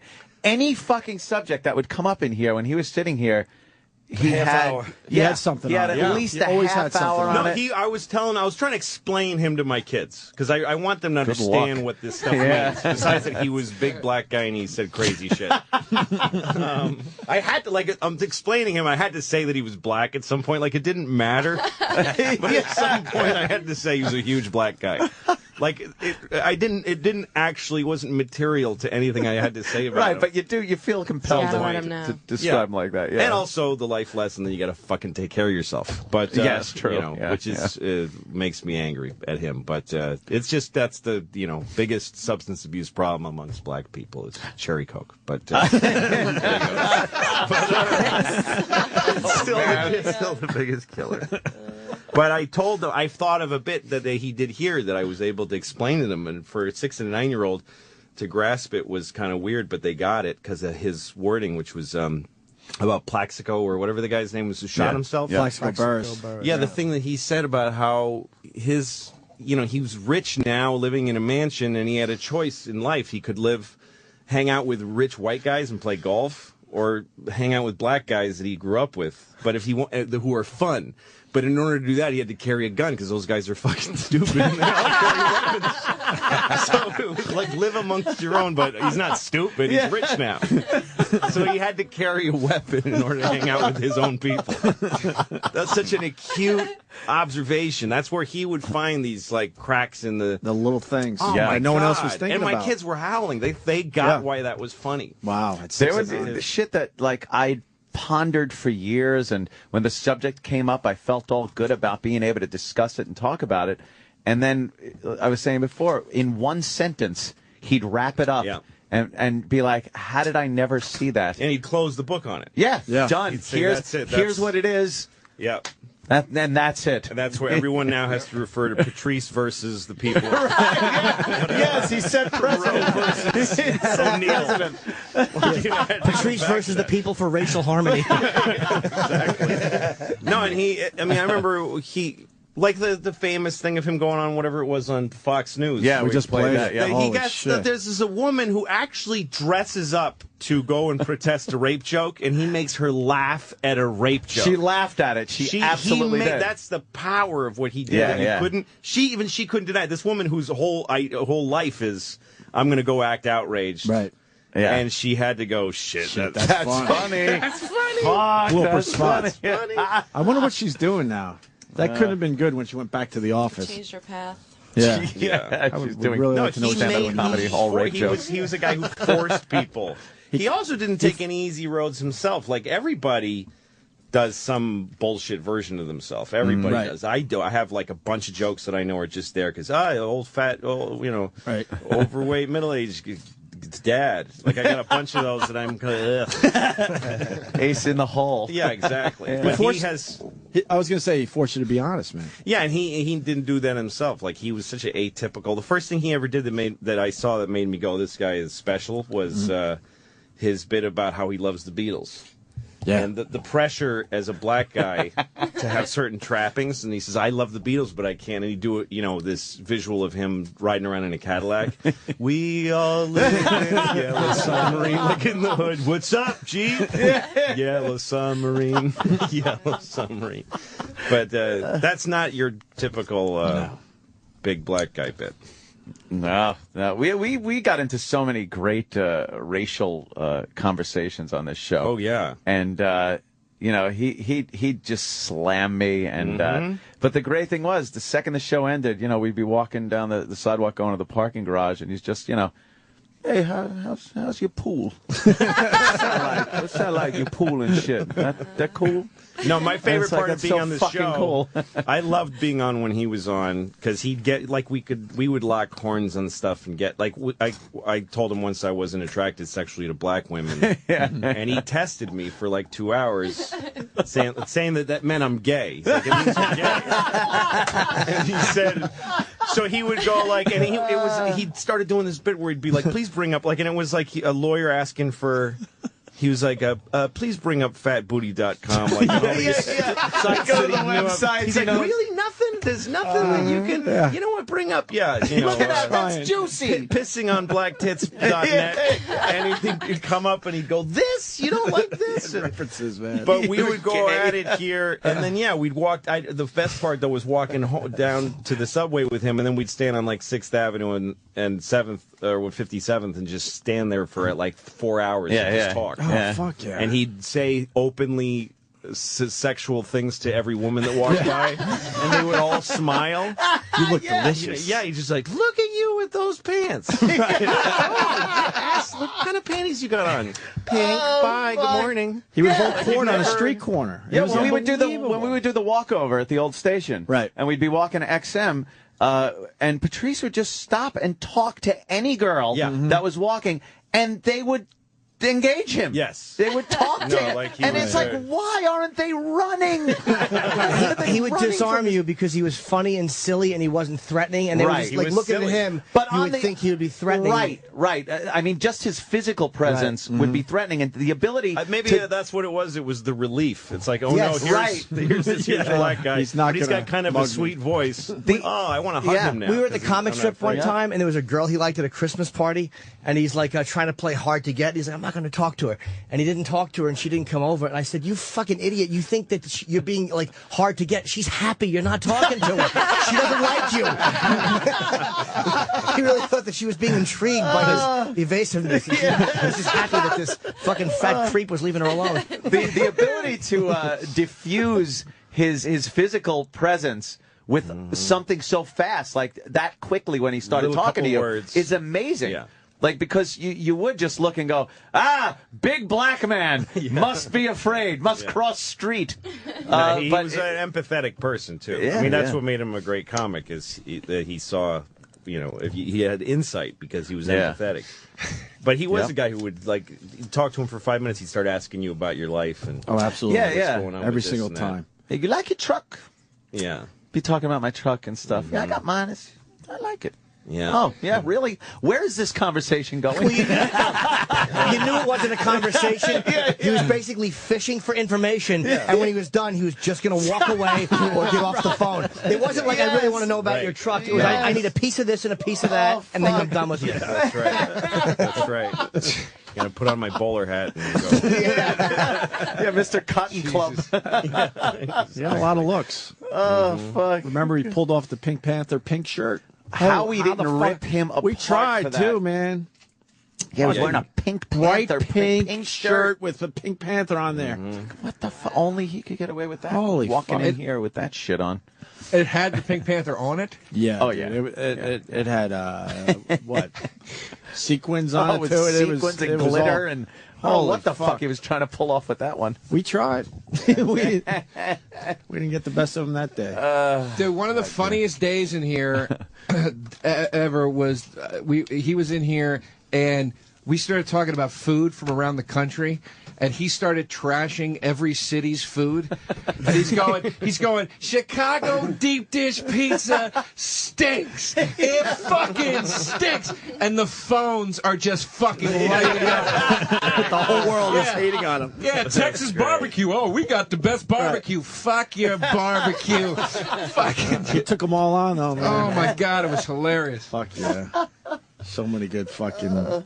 But it's like I was saying, like every subject we came up with, half hour. twist. When one of the funniest things was when we were talking about the cruise ship deaths, and how it's just so easy to kill your significant other on a cruise ship. They circle around 3 times and then leave the scene of the crime. You just got to push them overboard. In No a evidence. giant ocean, and he like took it the extra step to do the Rasta man selling rock coats to your significant other. Buy a rock coat, man, and you put it on and push your loved one over the edge, and they just sink right to the bottom. Fucking hilarious. They even did that to Bin Laden. That's even how they got rid of Yeah, him. get rid of him. You're never going to find him. It's the ocean. The ocean. Yeah. But people were bringing up so many things, and there's just, like I said, literally, if you strung them back to back, days worth of shit that is just material that isn't stuff on stage. It's you know, it's just conversation. Most of the stuff he didn't even do in his act. No, it's just him. Well, that's talking. the beauty of it. I mean, Great. not to kiss your asses, but that's the beauty of you guys. Most of the stuff you do on our show, you don't do on stage. Yeah. Kurt only does That material in sucks. here. Yeah. That's all he does. I only talk about Joe's fucking little fat tits on my acts. And I see no reason to change it just because I'm on the radio. That's the name of your new album, Joe's Little Fat Tits. Right? Hey, that was for my. Be quiet, Louis' kids are listening. Explain to your kids why they can spell better than Bobby. Yeah, I love how I heard that. He called you a nerd because of how he spelled past. Yeah. P-A-S-T. You're a nerd. Like you only Bill Gates and Stephen Hawking and Jim Norton know how to spell fucking pass. P-A-S-S-E-D. He passed. That's like a caveman talking. He passed. He passed me, It's future. like a weird. It's like a E.E. Cummings poem about a dead guy. He passed. Fucking moron. Hey, you nerd. Yeah, sorry for paying attention at school. Tries to turn it around on Jim like, oh, you're one of those guys. Like it was a basic spelling error that everybody makes in a long and complicated word. Like, this is not a PH in the middle of a word, you asshole. This is 5-year-olds can spell this right. Yeah, it's not even like laugh with a GH. There's no silent letters. God, yeah. I get the same one. Idiot. He spells Y-A. Yep. So he'll text you. got the same one. Yeah. That's Yeah. from Boston. Yeah. Did it happen? Oh, you got this. He wrote the same thing to you? Yeah, sure. Moron. And it's not a spell check thing. No, of course it's not. You don't blames it all the time. go over to the T. It's a whole other part of the. Yes. It's geographically very far from 2 S's and an ED. You Nowhere can near definitely there. tell if somebody fucked up No, or if he the passed. iPhone fucked up. You know what? right. You're right, and I wish I would have called him on that because it annoyed me when he said spell check. It's No. like there's more letters than the other one. We all Well, knew. so when somebody's we weren't defending buying it, themselves and they use 2 different defenses. Yeah, he The also first said. one was, well, who knows how to spell pass? That's like a Latin verb. That's where he starts, and then he goes, "Oh well, it was the spell check." Of course, I know. I'm a nerd too, Jim. It was the spell check. He also said that he was laying in bed. So I was laying in and he bed. was like, oh, what are you gonna do? Yeah, you can't spell when you're laying in bed. No, when you're laying in gotta bed, let it there's go no at that way. point, yeah. Then you're at the mercy of that aggressive spell check. We should call him right now. Very man. proactive. That spell check. Hey, he's on the set. Don't bother him. Oh, that's right. He's on the set. He's on the set. Oh, she's stupid. God damn, man. You should call Tribeca Films and tell them you have a guy in your cast that can't spell. Get him fired. So. I'm smart too, dude. So. Yeah. I'm smart too. I'm not Fredo. dumb like everyone thinks. Dude, you know what, dude? It's passed over, dude. I'm finished. You know what, dude? You're so schmarmy. You're spelling the words right. What are you, queer? Spelling. That's his thing is the fat consonants. Yeah. It's just a Spelling. so. He just spits out his consonants. Oh, man. Spell. Just because you can spell. So totally dissected his speech. Yeah, it's, That's fantastic. Spelling, dude. Fucking. I got a fucking pencil and I wrote fucking. What are you doing? What are you emphasizing? What feeling are you emphasizing? Fuck, man. The visual of you turning down the radio for your daughters. Oh, is well, killing me. I always want to listen to this show, but I drive my daughters to school, Right. and I'm always riding the volume. But with him, it was just, and sometimes I let it go. Yeah. The curses in the But when world, it's- I do it for a living, so I don't mind my girls know it earlier than a lot of kids their age. But that was, Jesus. There's no call for that. Yeah. It just doesn't make sense. It's not even that it's like offensive. You got to know when when to use those words, right? Fucking Because Lord. even when he confused Colin with Bill Burr, he's like, cocksucker. He couldn't just say Bill. It was Colin. He's like, fucking cocksucker. That's how he spells the name Bill. If you had the iPhone. That's what That's what he It's does. because he's so insecure, he doesn't think he exists if he's not making a big explosive noise. And he can't just go anyway, so here's how I feel. Because he feels like he's shrinks into nothing. Poor Bobby. So he's got to talk like this and say fucking in order to feel like he's registering and feel like he's moving the needle on life at all. Otherwise, he's going to kill himself. that poor Quiet bastard. is terrifying to me. I wish he was still here. No, and I explained to my kids how, in New York, the audiences are harder in a whole other way. In Boston, it's like you're going to get your ass kicked and people are going to scream. But here, they're just deathly, intelligently quiet. It's unnerving when you come from Boston. And so when a guy like him comes, and I described a guy like Bobby sputtering and cursing on stage, and New Yorkers just cringing, going, what's this guy doing? And his face is turning red. His fucking now bald face is turning red. And he's trying to Any place with spin on literacy, the mic. any kind of literacy is going to upset Bob. Well, he He also pauses too. Fucking and cursing is a way of pausing because he's too stupid to collect a lot of thoughts in a row. He picks them up piecemeal as he's going. Like, you know what, dude? Fucking. And as he's doing that, he's thinking next, please, next, please, next. Something come into my brain. He can't put silence between words. Oh my so then, God, instead of is going, he so getting then, smashed? and that's again A little perfect, pause. exact opposite of Patrice, who could command. And then he'd talk, and then it'd be quiet, and you'd wait for him. Yeah, yeah. But Bobby's like, yeah, so then I fucking, I went to the thing, and this fucking cocksucking. These are all him trying to think of what Those are comes pauses. next. It's the equivalent. Those are supposed to be pauses. It's the equivalent of ... on paper. Dude, No that's silence between words and no air between bites. God damn. Thanks for the Bobby's laugh. policy. No. Patrice was not afraid of that silence, too. Yeah. No, that's what was so... That's a talent. He would just. quiet. Yep. No, and then he had a fastball. Like, he could do that, and then when he'd get on a roll about something, I mean, he was a very... I love... One thing I love about stand-up since I started loving it is how it works, musically, How somebody works the mic and sounds. Like a rhythm? Yeah, and he had this great way of doing that he would start by just talking about something, introducing the subject, make people even a little unnerved by how uninterested he is and fucking standing there and doing a big performance. and then he would start getting excited about something, and then he'd start, and then his voice would go up to that raspy register, and he'd start feeling it, and then the place is rolling, and he'd rock. You know, it was just it had a great dynamic to the whole thing. That's what he was starting to figure out.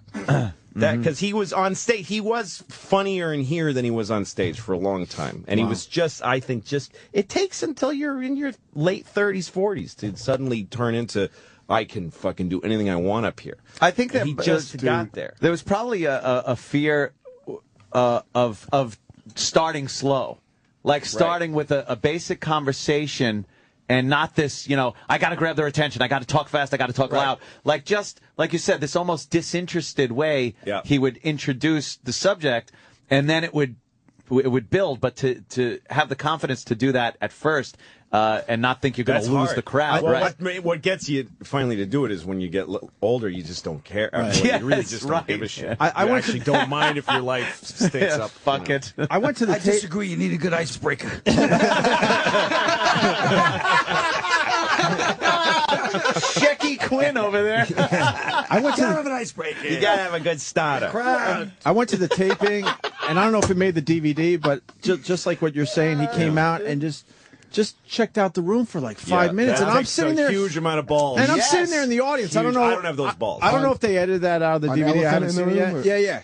And I'm sitting in my seat like, this is your fucking chance. Do something. But he had the confidence to just well, you take get the it all crowd in. into your gear when you do that. Yeah, there was one guy who was great at that, but I don't know. I think he's long gone. But remember Jonathan Solomon? Oh yeah, Jonathan. Ray J. Johnson. Jonathan Solomon used to come on stage, and he had the first time I saw him, he had a tape recorder with him, and he came on stage, didn't say anything. He just came on stage and he looked at the tape recorder to make sure it was running. And then he put it on the thing, and then kind of cleared his throat, looked around the room, and then started. And I was like, wow! But he did that every night. Oh, After I saw him a few times, like he always starts by pretending he's not sure of his recorder.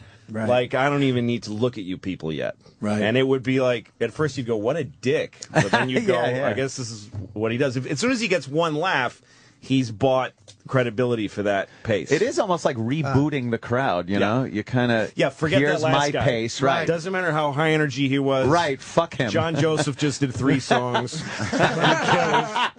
And now you're all going to watch me fiddle with my Panasonic micro recorder. I'm going to say another guy that used to do that, and I'm waiting for my trashing. Okay. But Ray Romano would go on at the end of a show, everybody's hot. Yeah. And he'd go on and be like, the whole crowd's like, oh, is this fucking asshole talking about his fucking family? And by the end of that set, they'd be like, they'd fucking get him right into his energy. You got to bring him into your wheelhouse, Carl. Into your wheelhouse. That's a good word, Jim.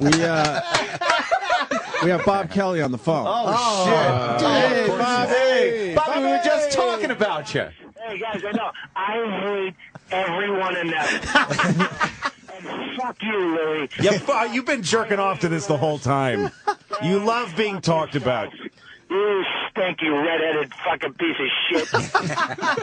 There goes with the fucking again. Why would it hurt my feelings that my hair's red? It's been that my whole life. Exactly. It's the only thing you can come up with.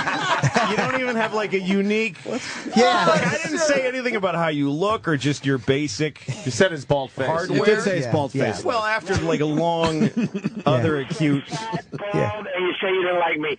Fuck you. I didn't say I don't like you. Yeah, fuck you. Fuck you, Louie. Say I don't like you. That's fuck what you, heard. Louie, with your 2 legs and your goddamn toes. Fuck you. And I hope your kids are listening. Fuck them too. Okay. Man. Bob. Hey. I brought him into the conversation. And he just hung up on that one. He said, I hope your kids are listening. Fuck them too. That's right. Jesus. I know you're listening too now, you idiot. Right now, what he's doing. You know what, Dad? Right now, he's walking away, putting his phone, and he's trying to pull up his pants like a fat man does when he walks. You have no way. Bill Frawley trying to pull his pants up the bottom half of the egg of his body. And they got nowhere to hang. There's no friction there. No, there's nowhere for them to hook onto. Yeah. You just got to pull them so tight that there's a belt mark in his fucking non-waist. He probably wrote out that rant just so, because we're just making fun of how he talks. He probably was reading it from a piece of paper. And that's all he had, so that's why he hung up. Yeah, nothing else. And he spelled red hair H-A-R-E.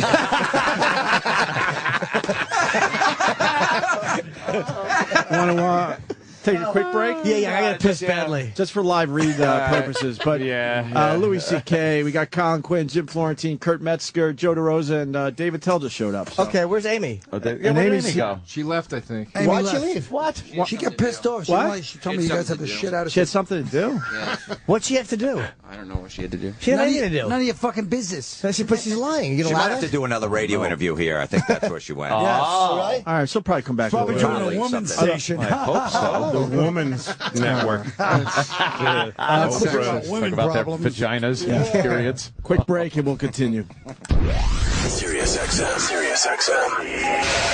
Yeah, this is the Opie and Anthony Show. Got a lot of guys in the studio. Oh my God, it's so funny. Jim Norton. Everyone's Jim hilarious. Florentine, Louis C.K. Colin has left. Colin David left. Tell has come in. Joe Yeah. DeRosa, Kurt Metzger, who's Russ And Russ Maneve. Maneve. We haven't seen Russ in a while. What's up, Dave? Hey, guys. I just want to say, as a representative of the white comedy community, I'm glad to be here. And, it's a horrible loss. And I think now we have every race and creed represented. That's right. In the room. We're all, it is funny. This is Patrice's home. There's not one black guy in here. No. There's Yeah, where not was one. Keith? I thought He he died. was... The one black guy. Keith. I don't know. Keith is. I saw Keith last night, but he knows today or tomorrow it's an open invite to come in. Or Kevin Hart, I don't think is in New York right now. Yeah, we'll take some more people tomorrow. And that about covers it. Yeah. And then there's damn motherfucker.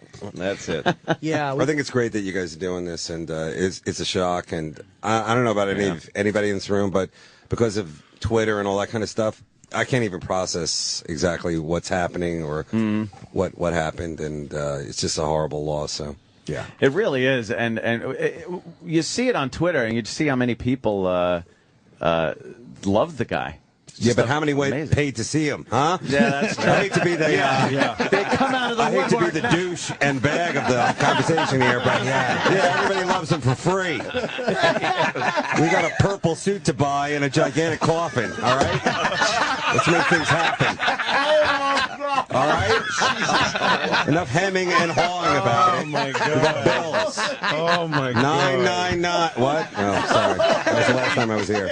No, but I mean honestly, it's true. There's a lot of fans and. Oh my God. What? Well, what were you guys talking about before I got here? No, Patrice, we didn't bring it up. You're the first one to bring it up. Yeah. Oh, the president's in town. You're right. Yeah. There's so many other We're things gonna talk happening. about that. Holy shit. Purple suit and a giant coffin. Purple suit and a giant coffin. First of all, Patrice was probably the most fucking hardcore, could not give a shit about what anybody thought, and that starts from the show business itself. He could not. I've never seen a guy walk away from more projects. Oh God! The Office. He was on that, right? Yeah. He was like, "Fuck, I'm out of it. This is like, no, I don't want to do this." Arrested Development. Arrested Development. Web Junk. Web Junk, and I'm sure like several movies where they like just probably. Russ worked with him on the last pilot for Comedy Central, right? Yeah, that's right. And Russ Maneve, everybody. Yeah, and the way you're saying that, we were involved in something with his pilot, and it wasn't going the way he wanted it to go. And there was a room full of Comedy Central executives, and I'm telling you, he screamed, not even a hiccup of anxiety or and just for 20 minutes, just a steady stream of well thought out insults. And just let everybody have with no fear of losing it or what. He was really, really willing to walk away. Ultimate all the time. balls. Yeah, totally. Ultimate balls. From the beginning, from his whole life. Jim, you tweeted a picture yesterday, you and Patrice on a movie set, and how miserable he was, or something like that. Furry Did he do Vengeance. something on there? We fucking did, which is not a great film. We played construction workers, and we had this. They gave us honey wagons. I saw you guys in two construction Dave hats. just starts laughing. Fire Vengeance, we play construction workers. I was like the codependent one. He was just embarrassing to be associated with because we had to go in and do our first meet with the director, and we had sat around all day. And I'm trying to hey, we're doing a movie, and it's a Brooke Shields movie, and we're sitting down, and he's just You're like the battered wife making excuses. I'm like, you know what? He's tired. The wife of the alcoholic. Everybody hated him on that shoot. He was so. He never had a time like when you first come to New York and start being in showbiz or whatever. Everybody has some awful cringeworthy memory of meeting a booker or whoever and shooting up too quickly from your chair. Oh, hi, thank you. Yes, thank you. He never lived that moment in his whole life. He could be slumped in a chair, and Steven Spielberg walks up to him and he looks at him like, "Do I have to take my hand out of my pocket to shake your hand?" How you doing? Uppity, I think it's the word you're looking for. He's uppity. But a good kind of uppity. He was a very down energy uppity. But I can say this because I talked to, and I think a lot of the comics here will back me up. There's a lot of comics who wishes they could be here, and you've been getting calls from people. To this young generation of comedy, like Louie and I are kind of like, in gym, like we're all the gyms here. There's like 9 gyms. we're different. But to like Russ's people and Joe especially, like Joe's people, Joe Jarosa's people, Patrice was the guy that they looked up to because he was definitely the fucking wildest, like, commander of like a stage and like, especially with the New York City club scene, which is way better than, like the LA club scene in terms of like, you're going to get in somewhere eventually here. It's not like you're going to do a couple of improv classes and meet somebody who does a voiceover thing and rescue a dog and just kill some time, hopefully before you're 40 years old, something happens. But here, like these guys looked up to him because he like could dominate these clubs, and then if he didn't like the clubs, he wouldn't go back. It wouldn't be like this whole thing of like, play ball or whatever. And that's pretty, especially for a guy who is a great comic, you want to see him perform a lot. I don't think Patrice, only on his terms, that's all I'm saying. Yeah, he never lived a false moment, I don't think. No. He just wasn't willing to. Sometimes he would allow, though. Patrice is the thing, and he was his uncomfortability with people. Sometimes he misread situations where he thought that people were being worse than they were, and there was times he would go back and realize, like, I probably shouldn't have handled that way. That was self-destructive. Like he was also good at looking back with self-analysis and going, remember when Chris Rock gave him that speech? Oh boy. We had Chris Rock in. Well, I remember because Chris and I, when we were doing this fucking stupid Pootie Tang, we were auditioning people, and Patrice was, for both of us, one of our favorite guys. Yeah. We loved Patrice, and we wanted to put him in the movie. And I don't remember which part it was, but there was a big, huge part that was his. Oh, shit. As long as he just walked in and just made a basic effort. And Louis, he was a good actor, right? He was a really good actor. He could act. He was really good.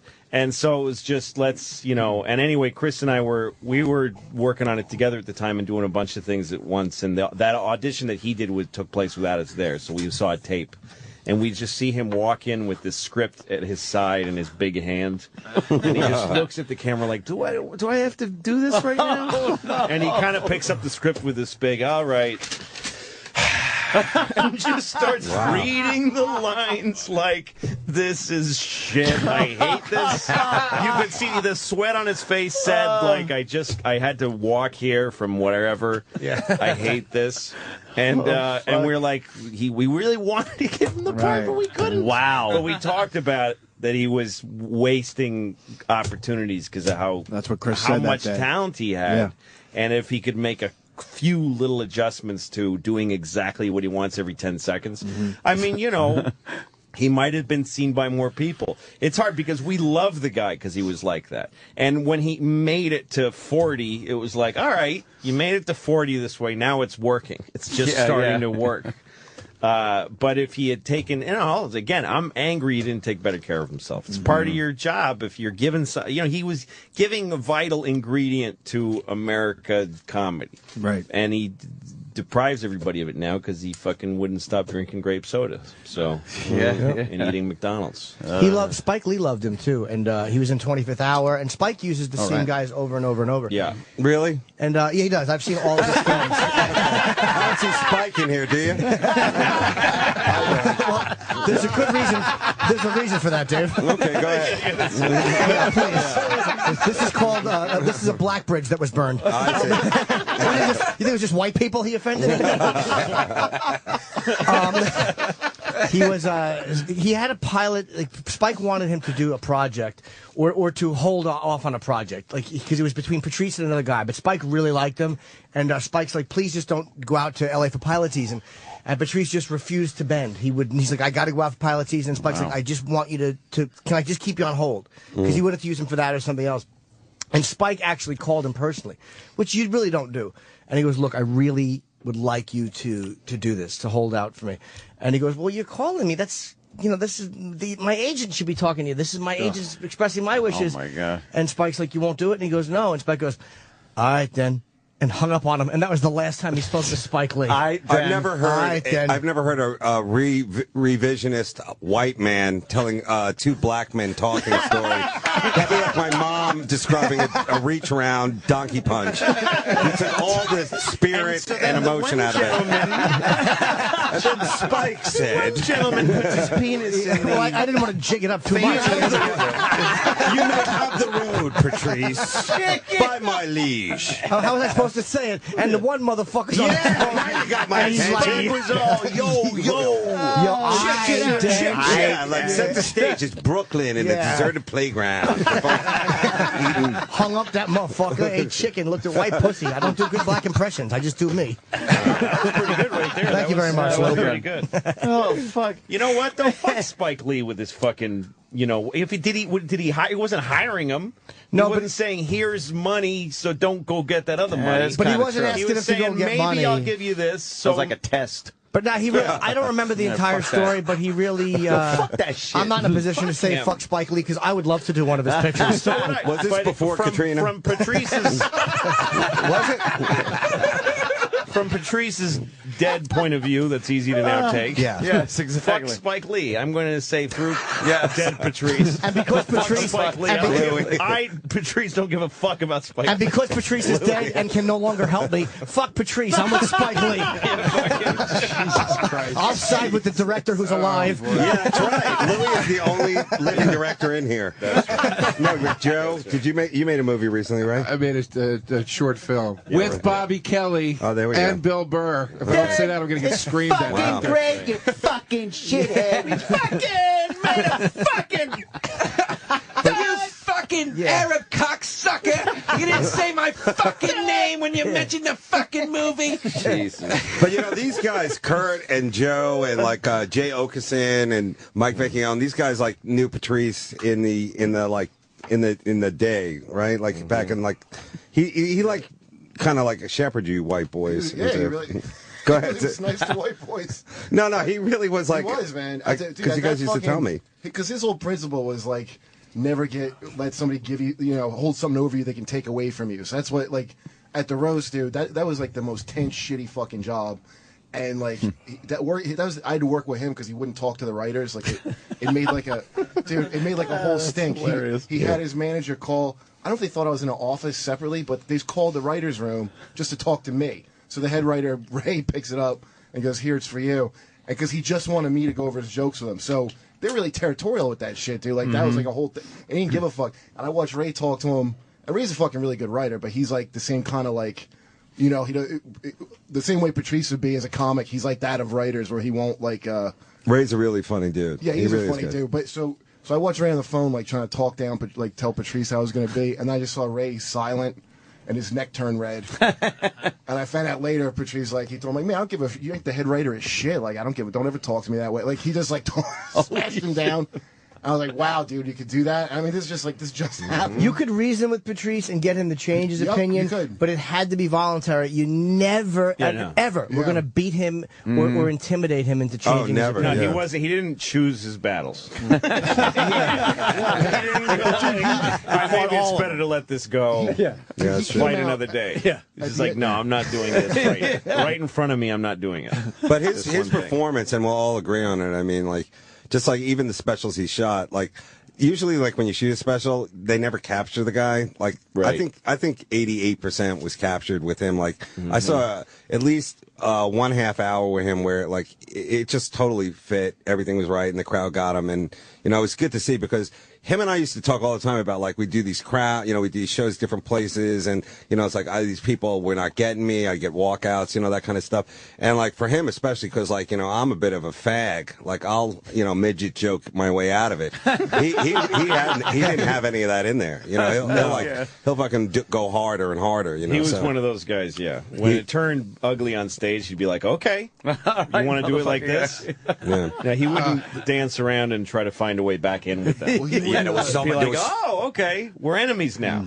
There were so many clubs I go into improvs at Funny Bones the week after, and like Patrice walked about 300 people over 5 shows. We all love that. Yeah, I go, did he even know? He just wanted to walk more. He didn't care. Yeah. Just get the fuck out. Just go right now. When he got sent home from Hilarities in Cleveland, they fired him, I think, in the beginning of the week. Yeah. Oh shit. Yeah. Then at the NACA club, And I met that guy. That's fantastic, right? Yes, I want to know the details of that. I wish I was there for all of that. Yeah. Whatever show was the one where they're like, okay, we can't. You can't gotta keep- go. You Like, gotta what they leave. tried having the sweet, funny energy middle guy close one of the shows, maybe. Let him middle for the same money. Let the other guy close, and then still no. He's got to go. Yeah. It's unbelievable. And how does it get to that He's gotta point? leave Is there Cleveland. a talk first? He needs to go I don't home. know. Is Is there it like a they talking send him Yeah, home? yeah, you got to go home. You got to leave. Yeah. You're killing us. Can't even keep the hotel. We just need you need to get out of town. But you'd envy his integrity. Like, even, like, again, sometimes he made the wrong decision or he was dumb, but the integrity he had with, I'm not going to bend and whore myself. Every comedian envies that because, the collateral damage is you fuck up some good things. But the reality is, at the end of the day, you never feel like you're a fucking prostitute. Like ever. you're grabbing your ankles at some point. Ever. Yeah. Ever. And I think we all have those moments in our careers. That's a great name for a pilot. Grabbing my ankle. I'm grabbing my ankles on here. NBC. And please. When Colin was in here, we missed it because we were on the second wave of people, me and Russ coming in. We decided it would be better to go to a Baptist church first, and Good for you. No, I would have done that. Yeah, good for you. That's all right. You guys, everybody grieves differently. No, that's good for you. But did you guys talk about the tough crowd? Because like the initial grouping not of much. the Not much, actually. You didn't? Yeah. Okay, because people still bring that up to me. They're like tough crowd, and it's always like the same skeevy chick who was like hot 10 years ago, but she's like, I love that tough crowd.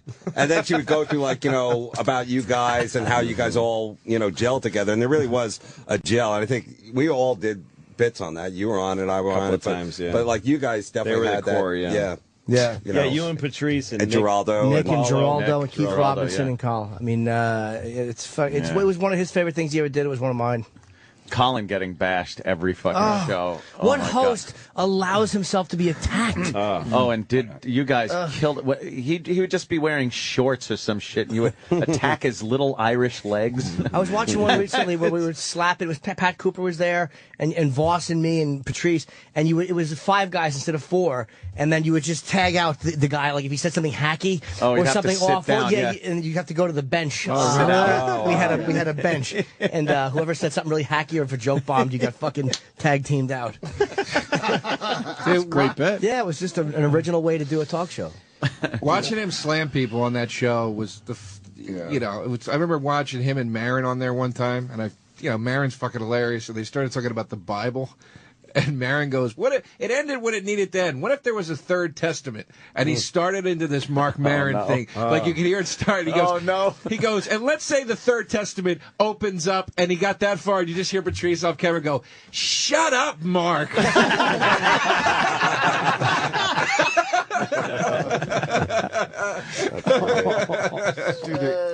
Did you already watch the clip of him trashing that fan? A tough crowd. I wasn't there for that was a good one. That's so great because that fan wants to stick to his Vietnamese guns of doing that voice. Yeah.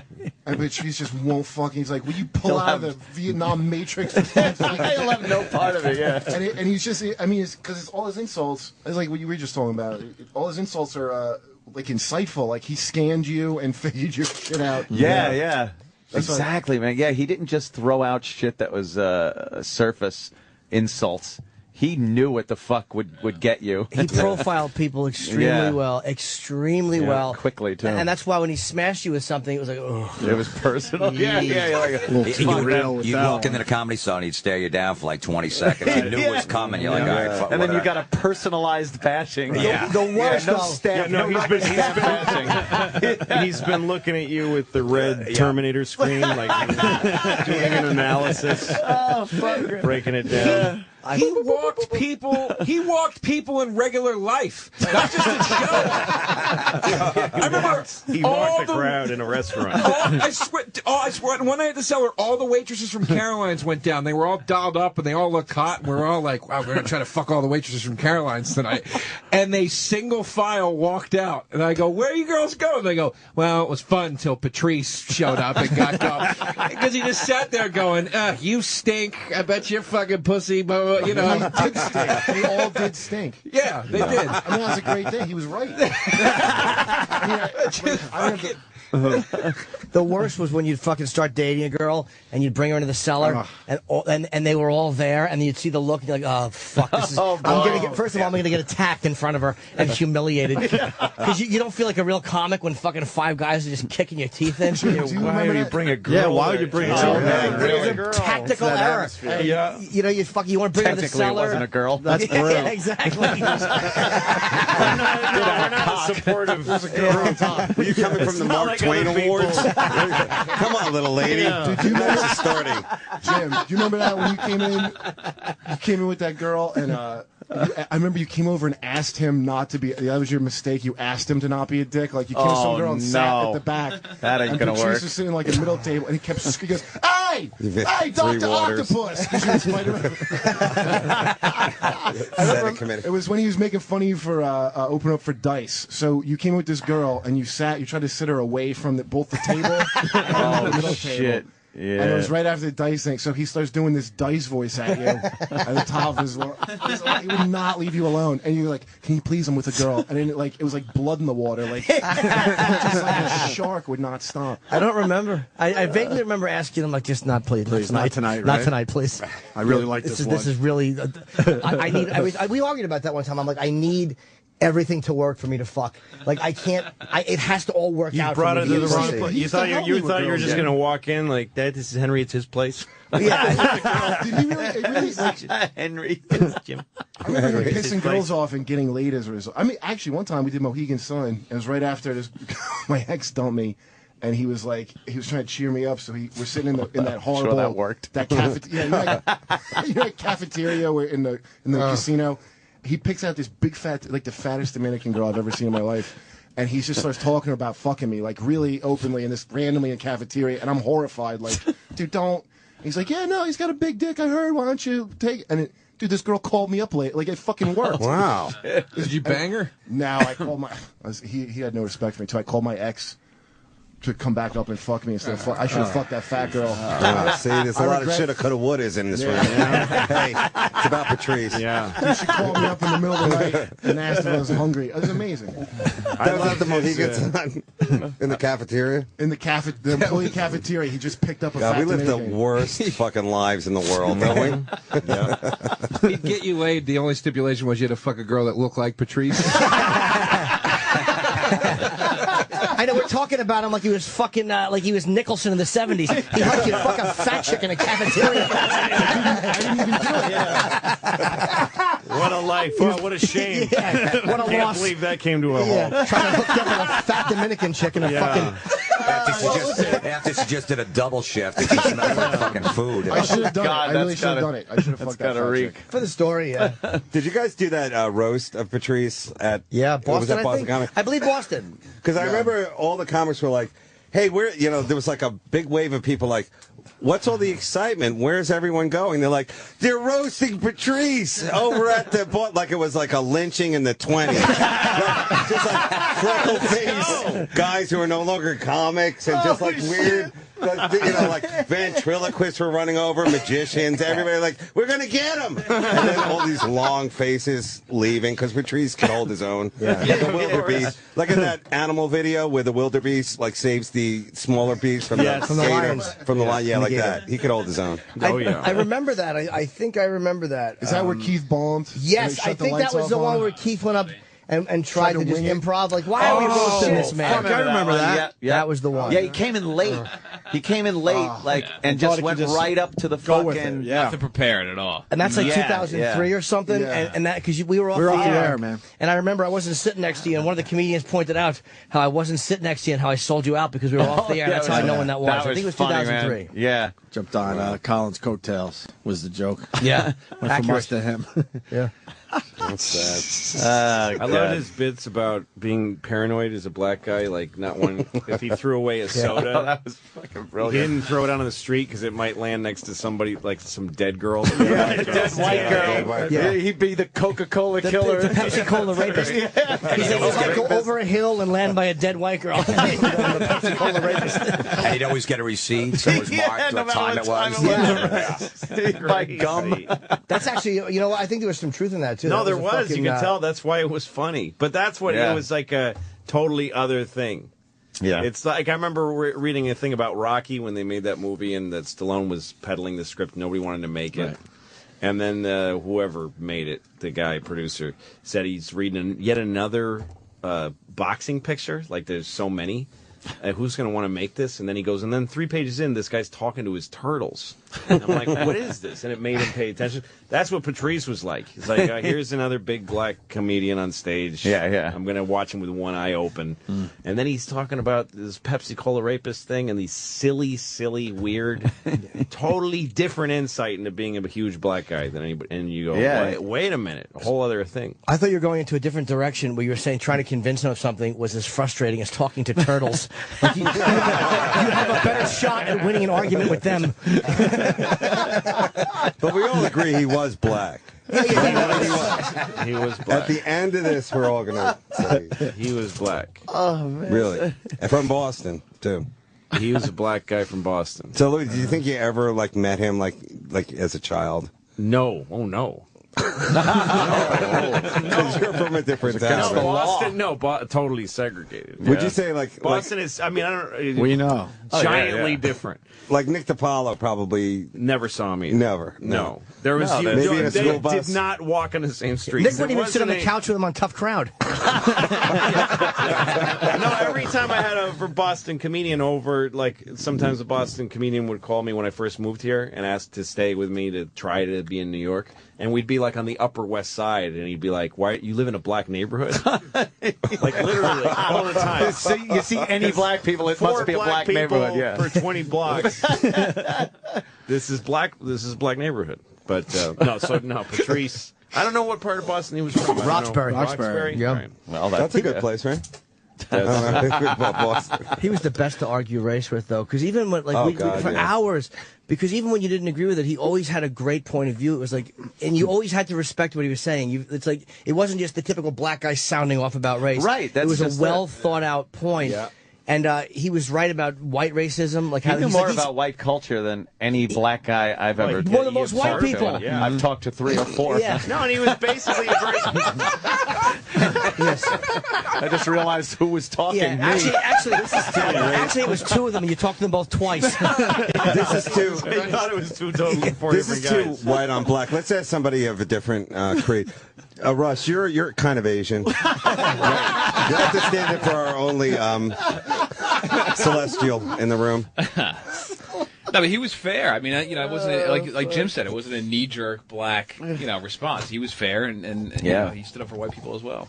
And he didn't like white women, which threw me immediately, being a black comic. He you slept think with that a few, held it back though. more than anything? That he didn't like white. That he didn't like white. He didn't bang white chicks. No, he did sleep with a few white chicks. I know, but it didn't help his career like a lot of the other, like your Sammy Davis, your Russ and I were talking about something that we're the weakest generation of comics on the way down there, because we're like, think about it, Don Rickles, Joan Rivers, people have been through wars, just all these amazing things. They're still going, It's like us, who knows what's going to happen. So fast. Yeah, all of our Freddie guys, Roman all is our still best around. guys. Yeah. And Freddie Roman. I mean, like just so many. Jackie Mason alone, like he's doing something right now. Yep. Who knows what he's doing? Exactly. That's a frightening thought. The cast of that's true. We lost a lot. Hedberg this year. Oh yeah, from I can go further back. Oh yeah, even Jerry Red Wilson. Jerry Red Wilson. Fuck yeah, Jerry. This year was Schimmel. It started with Jenny, Richard Jenny. Yep. I guess you could say that was like in the Drake Geraldo. Sather.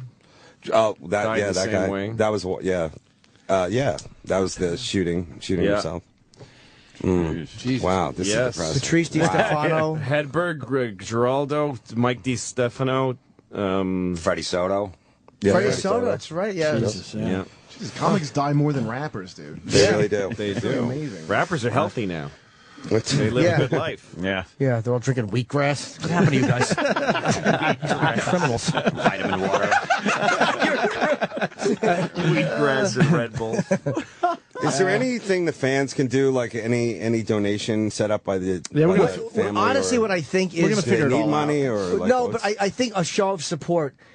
Because I'm doing Magoobies in Baltimore this weekend, and I really think to get those shows sold out, it's what he would have wanted. I was waiting for Jim to break the ice because I'm at Mohican Sun. See, there we go. We were talking about the cafeteria, but I can't. And I was waiting. I knew he was going to do it. Of course. Wait for his lead. Yes, it's what he would have wanted. Of course. A full house for me. It's what he would Yeah, have we'll loved. figure. To answer Dave's question, we'll figure it all out. Yeah, we'll do something. We'll Obviously. absolutely do something. I don't know what, but we don't know yet. We don't know what's going on yet. Yeah, and weird time. I assume his family and all that, want their whatever service. There will be a service. Yeah. They're already looking for a church, and I think Is it going to be in New York or? I think New York. I'm not sure though. I don't know if it's been decided, but they'll probably know by today or tomorrow. So we'll, everybody will find out. I just don't know exactly what day. Next week sometime maybe. Yeah, it was so hard to just even sleep last night. Every time you start dozing off, you just think about it. It's one of those. He rocked on this show. You guys really sucked. We were fortunate, man. No, you guys were very cool to bring him on and let him be himself. If he sucked, he wouldn't have fucking been on. He was so good at just talking about anything. Yeah, he really was. So insightful. And a lot of listeners would write in and say shit like, "Oh, I don't agree with him. Fuck his opinion on this." It's like, is that really what they said? Come on. All right. They get that mistook out of here. Yes, they did. What's that cantaloupe doing? Your crowd's a little, That guy's a real nincompoop. A little rough around the edges. There's no Occupy. You got the Outback Steakhouse crowd. Not the Occupy Wall Street. This was fun. Yeah, Now it really goes back to sucking. Made me laugh a lot today. Yeah. Just talking about all that shit. It's still very hard to watch videos and shit like that.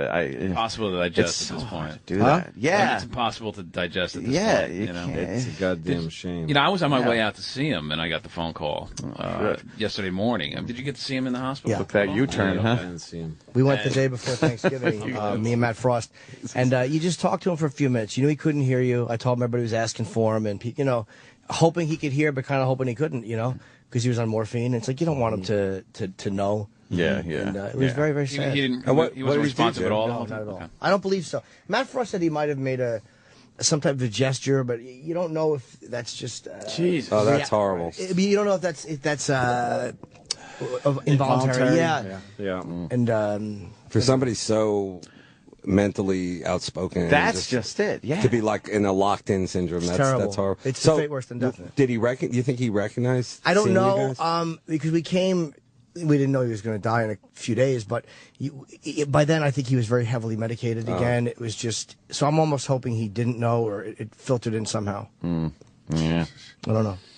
Yeah, good that we had a lot of laughs and ended on a great note. Yeah. I think the fans wanted to know too. That's such a sad. Yeah. Watching it, it's a blessing then if he's.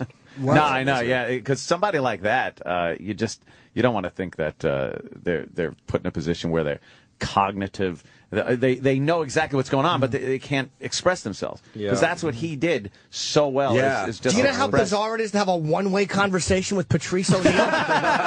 It's the most surreal thing I ever did in my life. I'm like, I could just say anything and you can't respond. Oh, I wish I had this opportunity years ago. You should have spent 12 hours there. Oh, just trying my jokes on him.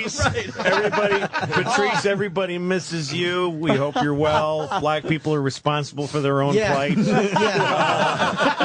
you know what, dude? Look, white pussy, I'm sorry, I know but you're it's in better. there thinking I'm right. I know you're inside there, and you can hear me, and you know I'm right. Oh, I should have done that. And I'll tell everybody you said so. And that's how you'll be remembered. And played like Judas Priest and Ozzy and things that he would really fucking hate. Patrice, I brought you Joe's mixtape of his Joe's stupid mixtape. Hey, I got Joe's Comedy Central special here I'm going to put on for you. I should have just put on all the comedians. Not just, but all the comedians. I should have just put on, because he never would have wanted to just sit there and have comedians playing. That would have been a fucking fate worse than nightmare. Or like the anthology of improv. That would be great. Here's the whitest kid you know. Come on, guys. The French waiter sketch. Oh, my God. But you wouldn't hear anything. You would just hear like, the heart monitor going up.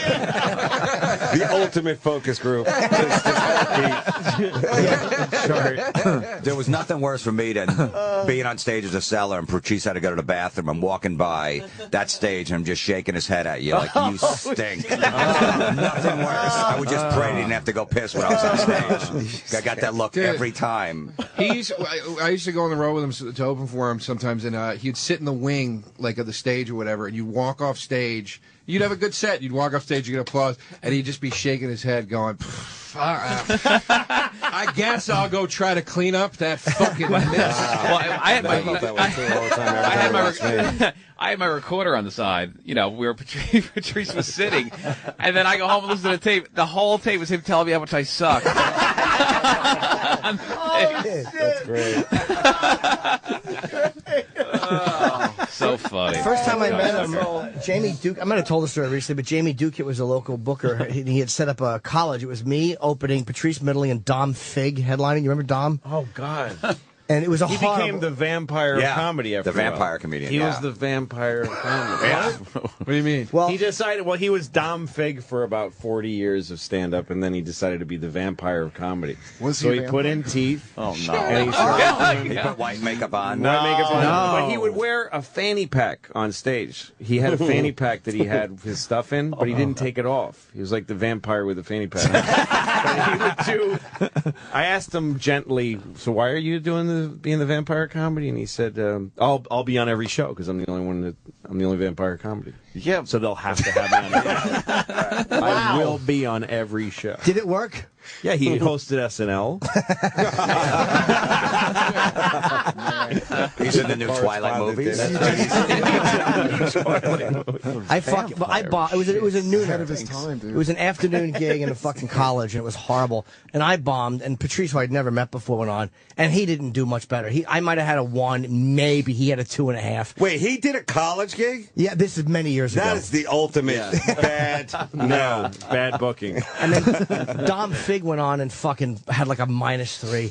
And fucking Patrice, I had to drive him back to New York. And he's making fun of me because I was like acknowledging that I was bombing. He's like, "You're up there like, hey, I tell you, no respect." And he's just attacking me like I bombed. And I'm like, "You fucking bombed too." He's like, "No, I didn't." I'm like, "You fucking asshole." I hated it. I hated Patrice when I first. This fucking pompous idiot really thought he did well. You really couldn't stand him at that moment, right? Motherfucker, I hated him the first time. I think that was the way people took you. You hated him the first time, and then the next time you see him, you're like, "Oh, there's that guy." There's that asshole. But if you start there with somebody, there's like nothing. What else is he going to do? You're going up. And then he'll charm you. Anything he says, I don't remember when I liked him. him. He's all right. He's all right. Part of the burden of like, it was always like I always said hello to him the wrong way or something. So like, I came one time I slapped him on the back. He's like, "Don't you ever come up to me!" I'm like, "All right." It's like an emotional burden. No, sometimes I see him and I'm like, I'm not sure exactly the perfect way to say hi to him. I don't even want to try. I'm going to get called out on some bullshit just for, "What's up, Patrice?" Oh, come on with that. What's up? Yeah, I don't want to examine my whole life every time. We were driving back from Montreal once, and we were lost. We couldn't find the highway, and we pull up to this guy at a stoplight. Patrice puts his head up the window and goes, "Excuse me, sir. excuse me, kind sir. I need directions to the highway. Could you please direct me and my lost friends, please? Right? And the guy goes, yeah, sure, man. You just go. And he just fucking rolls up his window as the guy's going in directions. And we're laughing so hard. And he's going, he's throwing fucking trees out. And then he just goes, God damn it, I can't do it. And he rolled his window down. He goes, I'm sorry, man. I'm sorry. Give me the fucking directions. He was telling me a story about a comedian he was having a problem with in Boston that was bad mouth, and I'm giving him a hard time. So Patrice just calls him up on the phone, and he says, I hear you're bad mouthing me, you're saying all this shit. And he says, next time you're on stage, and very calmly, he's like, I'm just going to walk in, and I'm gonna throw a chair at you. And then we're just going to see where it goes from there, and I'll just keep throwing chairs. Just the way he so calmly said it to me. And I'm just going to throw a chair at you. He was never. That's one thing he wasn't though. God. Like Patrice would emotionally bully people, but he never, ever used his physical imposing, other than what people would be nervous of by just looking at him. Right. Never tried to physically bully people. But I mean, never even tried to impose his size. No. It was all fucking his voice and his booming opinions. He never tried to physically bully people. But the size was, People would take that, but he didn't. But Jim, you were the best wife you've ever had. He never laid a hand on me. I just can't shit without crying. No matter how cold supper was. He would only make me feel awful. He would just yell at me. Never laid a hand on me. He assassinated my character. He made me hate myself. But he never laid a hand on me, not one time. Oh, shit.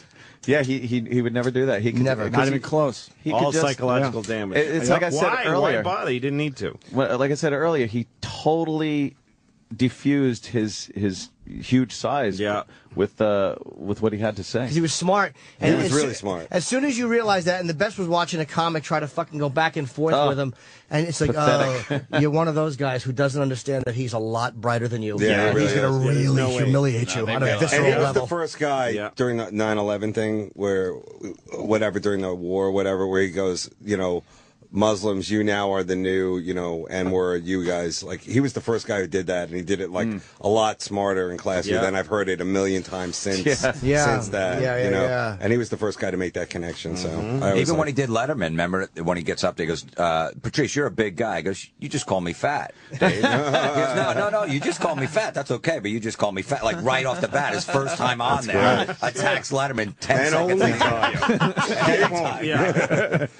the only time. Have that. Right. Oh, shit, man. Wow. Yeah, I guess. What? Sorry. I was going to ask Jim a question, because you probably know. Was he the kind you're talking about his size? I write a lot, and I just. Oh, sorry. I'm so used to giving advice. Was he the kind of guy that would actually like would he fight if it came down to it? Like he seems so non-violent in any way. Like would he just walk away, or would he, you know what I mean? I think he would have. Sure, he played football, and people didn't want to try him. I remember there was a. He was a bouncer. I mean, he was a strong guy. He was very, very strong. He grabbed me once just playing around, and you felt he was very strong. Was it in a shower? Let's move forward. We were in a car one time in the village, and the guy, there was a black guys in front of us, and their car stopped, and there was a cab behind us, beeping, and so the fucking black guys in front of us kind of got out of their car and thought it was Patrice, and it was going to be a physical thing. And the guy said, and Patrice is like, hey, gangster, it's him. And the way he spoke to the guy, you realize that he wasn't afraid of a physical confrontation. The guy didn't back him off. It was interesting to see him in that, because I'd never seen him in a situation where there could be a physical problem. Right. And he handled it very well. He was super intimidating. He was really intimidating. He had the hat on, and you just didn't know what he was capable of. So, yeah, of course, I think he would have if he had to. But I've never seen him get out of that car, because the last 3 times I did see him, he was in that car. He would pull up, and then you'd go over to him, and he would talk to you I used to say, like the show Cannon. He would pull up, and then talk to him. And then bend you over run to off talk and to he- him like when you're talking to a guy in a wheelchair. Yeah. You kind of have to take a knee so you can talk to him. He'd go like, I guess he didn't want to go in the cellar or didn't like feel comfortable there for a while. There was a very uncomfortable thing. He'd be like, who else is in there? And you'd be like, so-and-so's in there. He goes, well, tell him I'm out here. So then you go in there and go like, hey, Patrice is outside. And then like some other guy would talk to him. And like we all would just come out and talk to him in the car. It was like talking to Paulie from Goodfellas. Yeah, you had to go to Like he was our somebody, pimp. And get we them were like- out. Yes. He pulled up like the ice cream man. Everybody fucking ran out. And then you'd be out there talking to him, like, why did I come out here? It was nice inside. I was having fun. And he's just, this is toxic. Why did I walk outside to be insulted by an asshole in a fucking 6-seat Escalade? Well, what's the ultimate like insult to you like that he did? Because I know like you and him went back and forth and back. He said so many funny. One time I was getting a tough crowd. They had chair massages, and I was flirting with the chair masseuse. And he walked in. He asked her, he goes, do you feel like you're checking a piece of fruit to see if it's bad? Which was humiliating. Because she laughed at me. I remember when we went on the virus tour once, and we were sitting at the table signing people's shit afterwards. Right. And I was sitting next to Patrice, and some teenage kid says, I'm only 15, and he was like bragging about how he was a teenager, and then he asked me to sign his underwear, like he pulled his underwear up out of his jeans, and he asked me to sign his underwear. So I'm like, I don't give a shit. I go for it with the Sharpie, and Patrice slaps the Sharpie out of my hand, literally, and goes, what, you're going to sign a teenage boy's underwear? You know how fast you're going to be in jail? Like, he smacked me. He said, what are you doing? He really would hang out after a show and like talk to all the fucking people that didn't walk out. And, he wasn't like. I mean, I remember him telling me like, I always hate that. Like, I want to go get the fuck out of there. And he was like, he would always hang out with all of them, even if they hated his guts, and talk to every single person. Yeah. Talk to him. Yeah, and the crowd. I saw him once in Cleveland, and the crowd was just like every fucking mixture of race and Very creed, diverse. color. Always. Yeah, it was. There'd be the black people that would come in, the black contingency would come in, and then the white people would come in. It just really he wasn't pigeonholed into a was one group crossover of act, people. yeah. You didn't see him rageful very often. Very, very rarely would you see him like that fucking. But you once in a while saw it, and it was just a very rare thing. He never had to get to that level of just fucking visceral anger. Like Bob will get to it quickly, or I'll get to it quickly. But he didn't have that fear. Louis said it really well. Bobby has this fear of he doesn't exist if he's not fucking exploding. But I mean, that's how I am too. And it was interesting to see Patrice, who would never get to that point of rage when you were arguing. He could be louder than you. Yes. Right? He said that to people at times. You're not going to be louder than me. And you're like, yeah, that's a good point. You're not. Yeah. I remember many times he'd be talking about something here, if you want to call it talking, and Opie's just pulling the fader back, down, down, and it just at some point it sounded like he was talking through a paper and a comb. That's what, you know what? It had a great effect though on this show. That when he'd get upset, he'd start sounding off mic because you'd actually start hearing him on everybody else's mic. Yes. Right. His was off at one point. He would go from it and he'd be like, and another thing, and then and it had its own thing to it. Fuck. I wish he'd gone for a couple of walks. That's all. Yeah, I know, right? I mean, that's what I was telling my kids. Like, I wish now I had gone to his house and just said, "Get the fuck, let's go. We're going for a walk." He wouldn't have. Just walk around the block with me, you fat motherfucker. You're gonna die. Because you joke about that stuff when you know somebody who's unhealthy. He's not gonna make it. And then, but it's when you're around 40, it's no joke anymore. Yeah, you can't do it anymore. Breaking down. How do you understand this shit? In the I don't know what you do with a person who's alive when they're not taking care of Do themselves. you learn from this shit? Like, I don't know. What do you do? This is brutal. I mean, I remember when Geraldo was in the hospital, I thought he'll be okay. Right. And when he comes out, I'm going to call him and say, hey, man, I don't drink. If you want to go to a movie sometime. Maybe a hard thing about being addicted is that everybody you know does it. And, I'm like, I don't do anything. And by the way, never once has somebody been jonesing for coke and they said, all right, instead of getting high, I'm going to go to a movie with Louis C.K. You live in a little house on the prairie? You just make some cornmeal. Bagger bags. You really are talking yourself up or really talking coke down. I'll go to the pictures. He'll be fine. The picture show. Coke is like going to the movies alone. You people don't understand. It's hard. There's two competing things you want to do so bad. Dave, how do you make sense of this? Do you? Actually, there's two ways to look. One of them is Louis' way, which is like, it would be great if he had cleaned up his act. The other one is that, like, I consider him like one of the last great, dirty, filthy, genius warrior comics, and that, I think he, unlike a lot of the people in this world, got to live, say, and do pretty much everything he wanted to do. It's kind of sad that he left so early, but, to be honest, I think he wouldn't have wanted it any other way. It's a sad end. But from seeing this over and over and over, it's like, the guy was incredible at what he did. And we're just kind of lucky that we all got a chance to see it live and get to know it. And for the fans of Patrice and comedy like that, really, that kind of comedy is not going to be there forever. So, it's every day it's getting a little tamer, it's a little lamer, and it's a little more, crunchy. So, if you like somebody brutally great like that, you should really go see it live. And I think that's the point of it. But I have no answer on what it is. It just he would have been. He was getting better. Yeah. And his voice would have been more. It would have just gotten better. It's not like being an athlete where you just have your golden years and you phase out. Yep. Comedies, you get better when you're mature. Dave's getting better. Everybody I know is getting better as they get older. I'm holding, I think. You've gotten better. Thank you. And Jim's gotten better. Jim is a whole other guy. You get older and you get better. I liked this guy. He would have gotten better. So he had this fuck you, fuck it attitude. But if he had just fucking got the calories down, it wasn't like because he would be better. We'd have more Patrice and better Patrice if he had just fucking lived longer. It's just sad. Yeah. It's just sad to me. If we're 65 and talking, I am comedians grateful. do. With 65, we're talking. That'd be like 24 more years we could have had of him. Like everybody's right. A whole other thing.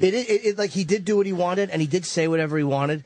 You're right, and Louis' right too. That it's like, hey man, I wish he would have taken a little better care of himself. Well, that's not a guarantee because he was diabetic. But you kind of wish that you would have known that wasn't the case. Sure. I'm glad I was as good of friends with him as I was. Yes. I'm happy that I was as close to him as I was. What bums me out is an avoidable loss of a great voice. An avoidable one. That's a drag to me. Yeah. But Geraldo like when Mitch died, some people were like, don't focus. Like when people saying that he had died of an overdose. Some people are like, well, don't focus on the negativity of his. No, do focus on it because the fucking guy was in his 30s. Yeah, and he could have had a huge life and career, and he could have given a lot more. And he died of something that it should be pointed out what killed him. That doesn't have to kill a person. Right. That's a fucking mistake, and some people take that shit lightly. Some people go, you fuck around with drugs. It's so well. No, it kills you if you keep doing it. And that's sad. It doesn't have to be. So I wish he'd taken better care of himself. That's all.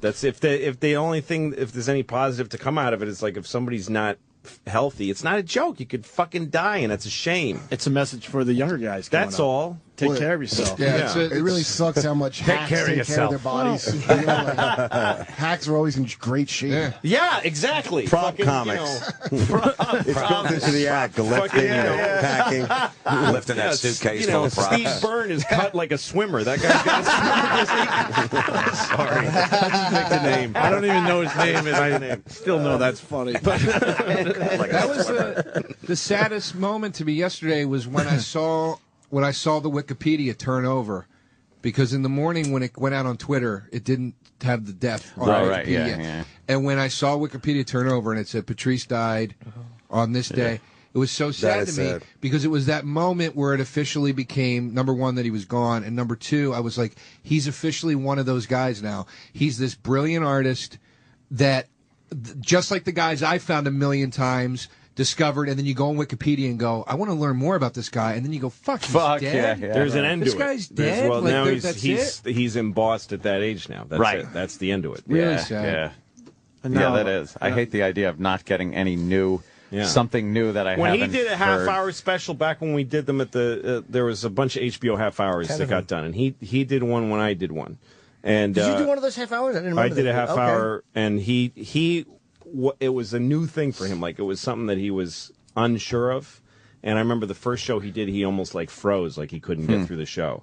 And then the second show was good, but it wasn't his best. Like, it was people weren't seeing how good he was. Dude, Elephant in the Room is where it came out. But then he fucking figured it out. Yeah, that's and he that was it. That was him going like, and now people actually see how good he was. He could have done 10 of those. That captured his exact. He could have just started churning those out. It would have changed It would have changed the tide for him. He was just naturally funny, and I compared him in an interview yesterday briefly to Pryor because Pryor was Pryor, but as a naturally funny human being, there's no comic who ever lived that Patrice couldn't have sat and been funny with. Right. There's no fucking comedian that we call legends that he could not have sat in a room with and gone back and forth with and been respected by and been funny with. No one. Effortlessly. Not Dude, one comic. When he went on at that roast at the end, that was like the most amazing thing I ever saw because I had like at least four like Comedy Central importants that I don't even know like what all their jobs are. Like, is he going to be okay? Is his we don't have his thing? And I'm like, yeah, he'll be fine. Like, they were like getting to me, like, or if I'm like, yeah, he's going to be great. Like, and if not, it's not my fault. And he went on and like, I mean, he just what's Key Walsh's boyfriend? This guy Chris something. He's like a producer. I remember sitting there watching Patrice at the end. He goes, wow, this is so different and real. Like, it was so different. I mean, they cut it pretty decent where you get a sense, but the actual thing there, like, after all these people got done with their, like, recited jokes, even the ones that were good, like, his shit was so fresh, and he's so unafraid of all these fucking Hollywood people. It was amazing, dude. But he had to, because he was so uncompromising, he had to figure out how to make that work at all these different levels. Yeah. That's why comedy takes a long time to get great at. Like, some people get good at it fast, but it takes a long time to become a great comic. So, like, the only thing you can tell anybody new is keep refining your voice and stay healthy and get on the treadmill. Just stay fucking, just stay alive. If you just stay alive and don't quit, you will be one of the best comedians that ever lived. That's all you got to do. Stay Is fucking survive. healthy. Pretty simple. Yeah, that's what I remember. Live your way into greatness. Right. I did a show in Chicago at the little club there, the Zanies. And it was like I had the week, and then Ralphie May had the Thursday. It was one of these things where he just sold mad tickets. So they just told me, Ralphie's doing Thursday. I'm like, this is my week. And they're like, well, you can come and do the show if you want, because it's sold out in 10 minutes. So he came and did a show during my week, and then he had an opening act who travels with him. Some young guy. It was pretty funny. And he said, and he was sort of in Ralphie's orbit. Not just because he's a planet, of but course. he was one of those guys who had guys with him, like an entourage. And he said, "What? You got any advice?" I said, "Yes, stop traveling and getting high with Ralphie May. Like, don't that road that you're on of like getting stoned with Ralphie, going to McDonald's with him, drinking several beers at the end of every show. You can do it and enjoy it. It's a choice, but you're not going to be You're not going to get to the next You're not level. going to get there. Right. It takes a long fucking time. Yeah. How It's a does grown, Ralphie not have you know. a stroke, by the way? Like, Jesus. I guess Well, Be White is He just got sick. You know? Did you see where he hides his weed, Ralphie? No. He pulls his pants. It's under his fat flap. All right, guys. Yeah, What is this, a witch hunt? He's like, hey, man, I got a hiding He's got spot. the one white guy that we have that's alive. He was in the hospital recently. It's just Be White is really Ralphie went through his own thing recently, right? Yeah. What happened? I don't know. Oh. No, he was in bad shape for a little bit. I'm not sure where he's at right now, but so now a shitload of people discover Patrice now that he's gone. Yeah, that's the best thing you can do as far as that's so just, fucked up though. Yeah, go see Elephant in the Room. Well, it's on Netflix now. Buy it, yeah. I think it's going to be on Uncut Comedy one. Central Thursday night. Or... Yeah, but you got to see the uncut one. See the uncut one. Yeah. Fuck those people. There's so much extra shit in there that I didn't realize was in there. It's like an hour and a half, right? It's an hour and 17 minutes. Hour and 17. Yeah, it's fantastic. All right, it's guys. just going to be a bummer when things happen and you in the news and you go like, I would love to hear Patrice's take on that. And you know, unfortunately, sucks. You can probably guess what it would be, though. Oh, you can. Yeah. The crinkled nose. He would have hated her. He would have hated her. Yeah. Well, I want to thank everyone for Yes, coming in today. absolutely, man. Thanks for having us, guys. 4 hours. Yeah. Dave and Jim and Lou and Joe DeRosa and Russ Maneve and Kurt Metzger and Colin and Bob and Amy. Colin and Amy just left. Well, Colin said goodbye. Oh, I was in the bathroom. Amy, how about some social skills? How about saying goodbye? I think she was scheduled for like another naked headshot or something. Good.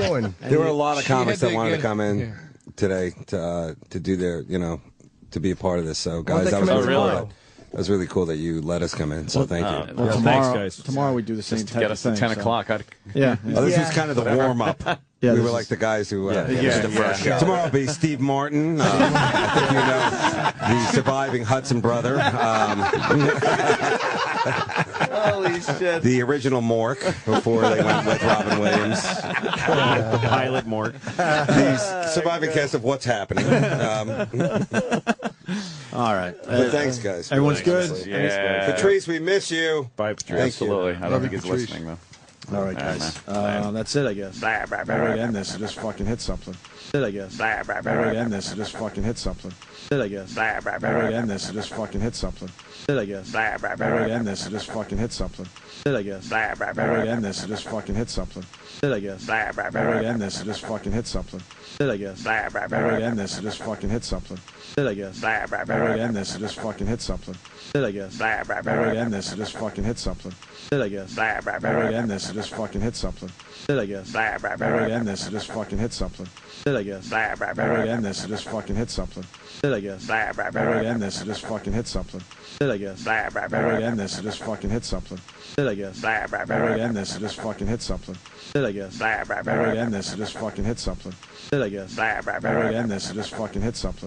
That's it, I guess. Better way to end this is just fucking hit something. That's it, I guess. Better way to end this is just fucking hit something. That's it, I guess. Better way to end this is just fucking hit something. That's it, I guess. Better way to end this is just fucking hit something. That's it, I guess. Better way to end this is just fucking hit something. That's it, I guess.